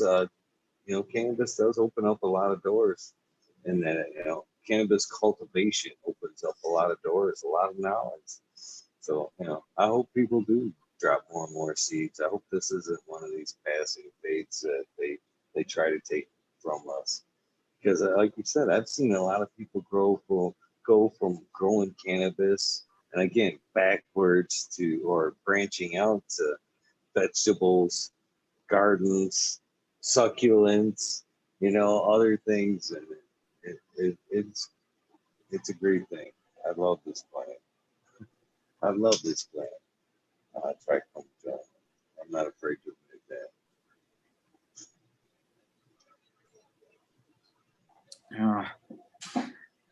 What time how we doing? Now? 4 a.m. I was just getting ready to check in with you, my friend, because you said the sun was coming up and watering was responsibilities were getting near. We can, I might as well start the wrap up process, I guess, because I'm sure you do have things to do. I forget sometimes that, you know, you're halfway around the world. Yeah, no. Yeah, mate, we can wrap it up, ask a few more things, and then yeah, I'll go about my day. Well, first and foremost, I want to, tell you that I can't thank you enough for coming out and doing this, taking time, getting up early to come hang out and telling your story to both me and cannabis community. There's still 78 watching right now. I don't know if you've been keeping up with chat, but amazingly enough, there's still 80 people watching at 4 o'clock in the morning here in Michigan and around the world. So thank you for taking time to do that. And I also would like to tell you that I don't know if you checked out the channel and what goes on here, but there's a few things that go on here. There's the spotlight episode that we've done tonight, and then there's if and again you asked it to show us 5 hours long.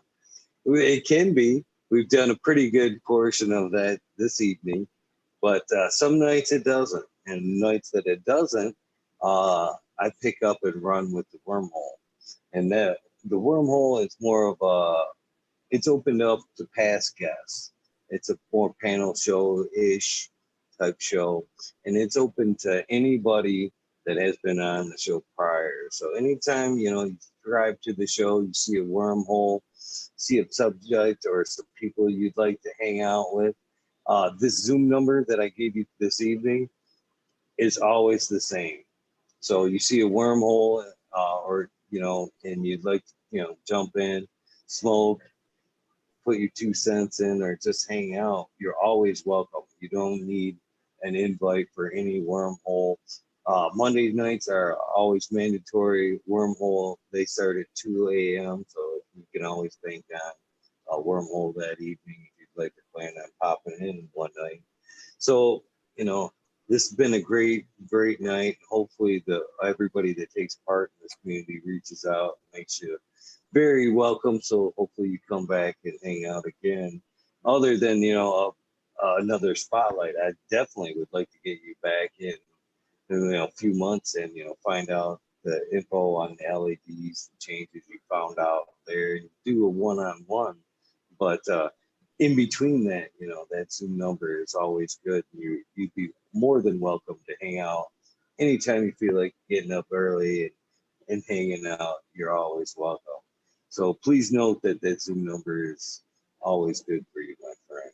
You are now a part of the community, and you can take part anytime you'd like. No, thanks for having me on. It's been good. You've asked some good questions. I hope people enjoyed the answers. But yeah, anyone that come and check out my Instagram page. Anyone that's got any questions for me, send me a message. I'm always got time to answer them. Just as long as it's like a full message already with some questions. That's it. I've always make time. They are dropping your link there in chat to your Instagram, and I highly suggest you guys get over there, take a look at that page, and give him a follow, because there are some amazing genetics he's got over there. So I suggest you sub off and take a look and probably get some of the genetics in your garden, because it's hard not to look down that page and you go, God dang, I need to get some of that, because you've got some amazing stuff over there. And with that being said, the one thing I'd like to get before you go is my soundbite. Basically, if you don't know what the soundbite is, it's like an old radio station identification kind of thing, and where the artist comes on. In this case, it would be like, in my words, hey, this is Eagle, and I'm on fucking Talking Shit with Eagle, episode 400. You can add whatever you want to that. Hey, check me out on Instagram, whatever. But basically, this would be your commercial for your episode. So if you could maybe hit me up with a sound bite for this episode, I'd be more than grateful. And I'm ready anytime you are. Cool. So what, you want me to say it now? Yes, sir. Yes, sir. Okay, so this is Trichome Jungle's seeds with Talking Shit with Eagle. Episode, what was it, 400? Yes, sir. That's it. Nah, look forward to coming back on again. And then, thank you so much for again for hanging out. It's been a pleasure, and I know we got off to a late start, but whatever, man. It was worth the wait. It was definitely worth the wait. So, and again, I look forward to hearing from you again soon. I can't thank you enough for hanging out. It's bought myself another night, another amazing night with the community, and a great meet with somebody like yourself and the cannabis beauty. Hopefully, someday I can make it to Spanibus and meet you firsthand, my friend. Yeah, definitely a place to check out, and send me an address and I'll get you some seed sent out at some point as well. And definitely not the reason I do this, but in your case, with the looking down that page, it's definitely an offer I'm not going to refuse. So I will send you those digits, my friend, and thank you very much. And have a great day. Thank you again. Thanks. Bye. Have a good one. I'm going to go ahead and wrap this up. Thank you guys for tuning in. I greatly appreciate you. 74 of you that are still hanging out. This wasn't a great episode. Thank you, GR420 Community Video, for sending me a heads up on getting him on the show. You guys are amazing. Again, if you guys aren't following along, great folks over there at the G420 Community Videos, you are missing out, man. They're halfway across the world, but some awfully cool folks over there for sure. But that does wrap up this episode 400, guys. Episode 400. We are just 19 episodes away from hopefully a 420, super fun 420 episode. We're getting there. Called out 1,000. We're at 400, 600 more to go. And then we'll see where it happens after that. But you guys know the deal. If this is the end of your journey, please get some rest. If this is the beginning of your day and you're just hanging out with us, catching the end of this episode, thank you so much, man. It means the world to me that you guys follow me through this adventure. So you guys know the deal. Random acts of kindness do save lives. Please take the time to do something nice for somebody.